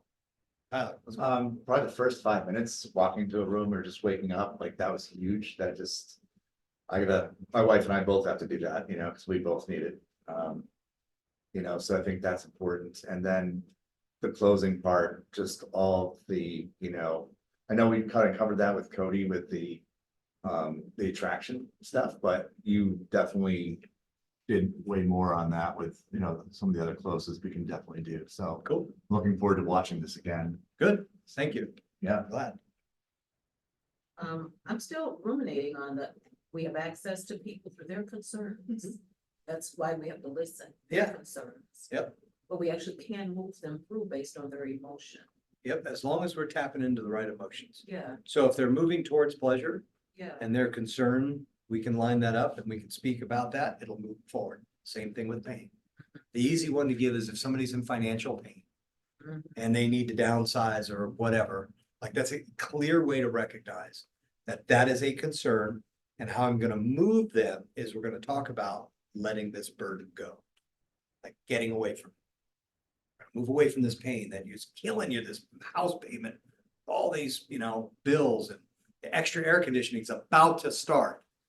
Right? And your pool, you got a pool in the backyard and the pump's gonna be on 10 hours a day, so it doesn't turn green in this. That bill is going up, right? Boom, boom, boom. That's your concern. I'm gonna move you forward. Good. I'll second that. It was the two human motivators moving away from or moving towards. Yep. I've heard that so many times, but I don't think I ever really practiced noticing that until we just did that role play. Like, oh, okay, I can see where he's going. And in this situation with Steve, I could see it was both. But then I recognized what the immediate concern was and where he wants to end up emotionally, so. Good. Thank She you. knew some of my backstory though too, which saved her some of that time. Yeah, Because that's all it part of put context. to That's part of some relationship. Yeah. But the more time you spend with people, the more you're able to get better content. Here, here. Any others? All was great, but for me, I really have to work on effectively listening to people and not trying to come up with the answer because I always tell myself, well, I solve problems. Yeah. I'm a problem solver. Yeah. But you can't solve a problem until you fully understand what the issue is, and that's what I have to continue to realize, that I have to take the time. And for me, that's gonna be difficult because I am one of those types, take out all the fluff, just give it to me. Yeah. But most people don't know what it is until. They're you still talk. sorting through their fluff. Yeah. Yeah, absolutely. And even though in the back of my mind, I know that, because even for me, sometimes something will be wrong, but I won't know until I start talking about it and then I'm just like, there it is. Yeah, put your finger on it. Yeah. That's So I good. have to realize that that's everybody's process. Sometimes you just don't know until you say it. Well, if you go into the doctor and your shoulder's bothering you and they've done 5,000 shoulder surgeries, they could easily cut you open and figure it out. Right. But what do? We're We're gonna get an X-ray, we're gonna send you MRI, we're gonna, right? Like, we're gonna fully understand this. So same thing, you're good at, and you probably have great instincts. So you can identify. Now it's gonna be just slowing it down so that they're along for the ride with you. Yeah. Yeah. Somebody, a guy taught me early in my career, like anytime you're building anything with somebody else, and not building like construction, but doing anything. Let's take my relationship with Lori, my operations manager. We worked together for 8 years. People ask me questions about things that I have no idea about. They're like, this is your office, this, that. I'm like, she's got the fingerprints all over that. And guess what? She owns it because of it, right? Same thing in any conversation. If I can get your fingerprints on our discussion, now you own the solution as well. You've got buy-in. Make sense? Cool. Any others? Walking away, did you give me that? The first 5 minutes really just resonated with me. I've been trying to do that in other parts of my life, Yeah. so why wouldn't I do that in my business, Yeah. Everywhere. Yeah, I'm not a morning person, and so I've been trying to practice the 5, 4, 3, 2, 1, get out of bed when you're. And that's hard for me because I'm just not a morning person. So I've been trying to do that and and then, so I was like, Let's go. Yeah, I just gotta win the first 5 minutes and get out of bed. you can't wait to warm up. You got. By the way, that same first 5 minutes and not being a morning person exists at 4:45 in the morning when my alarm goes off. Like the other night, I was out with some friends and I didn't want to be out that late, but we were having fun and I was like, I can't late. I got home at 11. And I was like, well, that was a bad decision last night. That has nothing to do with this morning's commitment. And it's gotta be the first 5. Yeah. You know what the first 5 were? Cold water. Who knows? Yeah. Steve, did you give me one that you were walking away with? I commented on feedback, but I'm thinking that, I can only be effective as much as I am myself able to, as much as I'm healed myself. So I have, this is, an awful lot of this was really more therapy, personal therapy, right? Good, yeah. Like the first 5, and Heck like, yeah. the game reveals your strengths and weaknesses, but practice is where you overcome and develop confidence. Yeah. That's, all of that, tells me I need to do a lot more self-work. If I can do more self-work, I can be more effective and helpful to others. I would agree with that 100%. Sincerely, that is, I think, where it all exists. So the game revealing weaknesses, golf. So Shannon, we go to practice. She's like 10 minutes. She's like, I just really want to go out on the golf course and play. I'm like, all right, have a good time. She's like, what? I go, I'm here to practice. And it took her a little while, like months of all of a sudden she's realizing he's hitting every shot. Because I'll spend an hour on one part of the game. Because I know on the field, I'm struggling there. If I just keep going playing, I'm never gonna get better. So to your point, if you can identify it, which I think is for all of us, like the hardest thing is to identify like, oh, I have a challenge here. Then it's how do I solve it and get support and everything else. So if there's anything I can do to help you, please let me I know. appreciate that. Yeah. It's all about like, what I'm hearing you say, with golf is like, it's developing muscle memory. Yeah. And, Well, and overcoming objections and making. there's again, technique for making it everything. Tall and Right? whatever it is. Get comfortable with being uncomfortable. Yeah, that's another technique. That's just gonna be lifelong. Sometimes wanna it's- grow. sometimes you surround yourself with a friend, like Dave Reichert and I text each other our gems. Remember I told you the gratitudes, the energy and manifestations every day. That dude does not miss. He doesn't miss. Every day. I mean, there's times where I'm like, I got up, I'm like, dogs wanted to, playful, I'm playing tug of war, and then I'm like, oh, I gotta get to the gym, meet the trainer, and then oh gosh, I gotta get to the office, and then on my text messages, the gyms, I'm like, oh, thank God for Dave. Because I could miss for a few days. He doesn't miss. That's the support. We surround ourselves with people that can help us. Can I also say, Yeah. it's also about connecting with people. The other night, 10 o'clock at night, I got a text from Brent Gove, picture of, him reading in the book of Proverbs, with his legs up on the ottoman. And he was just a little thought, I was thinking about you, you're one of my favorite people, and I appreciate you. Just that little connection, it endeared me to him and makes me more loyal. And I need to make that same connection with everybody that I talk to, That's huge. clients and friends alike. Absolutely. Yeah, call for just no reason, reach out for just no reason, shoot him a cool Yeah. text, but be sincere, Yeah. right? That's awesome. Well, you guys have been great. I appreciate you coming out. I love having these conversations for a couple of reasons. Number one, it's a check-in for me of how I'm doing on the things that I believe in. And so every now and then my game, I'll be like, ooh, I really haven't been dialed in here. I've got to clean this up. So for personally, I appreciate it. The second thing is anytime I share it, I feel like it breathes life because somebody shared it with me. A lot of this is I've pulled together from multiple peoples that I've learned throughout my career and go, this is a philosophy or an operating style or way of being that has worked for me. So take the pieces that work for you and share them with somebody else. Like you become better at it the more you practice it, and then you can go to somebody else and go, hey, I don't really have this mastered, but I heard this the other day, this towards pleasure away from pain concept. in talking with people, I'd like to just have a dialogue with you and get your thoughts. You may raise somebody else's vibration, right? You don't have to be an expert, right? But the more you do it, the more you live in this, the better it's gonna be for you. And then it becomes a tool, like in our toolbox of life, you know, we don't want to hammer for everything, right? A hammer is very effective, but you know, sometimes you just smash it when you need a screwdriver. So you guys are awesome. Thank you for coming out and look at doing another. Thank you for anybody who's been listening online or recorded. Communication free? Yeah, I guess it's being brought up. I mean, I could do this all the time. I love these conversations. So Listen. Thank we'll you talk so soon. much. Take care.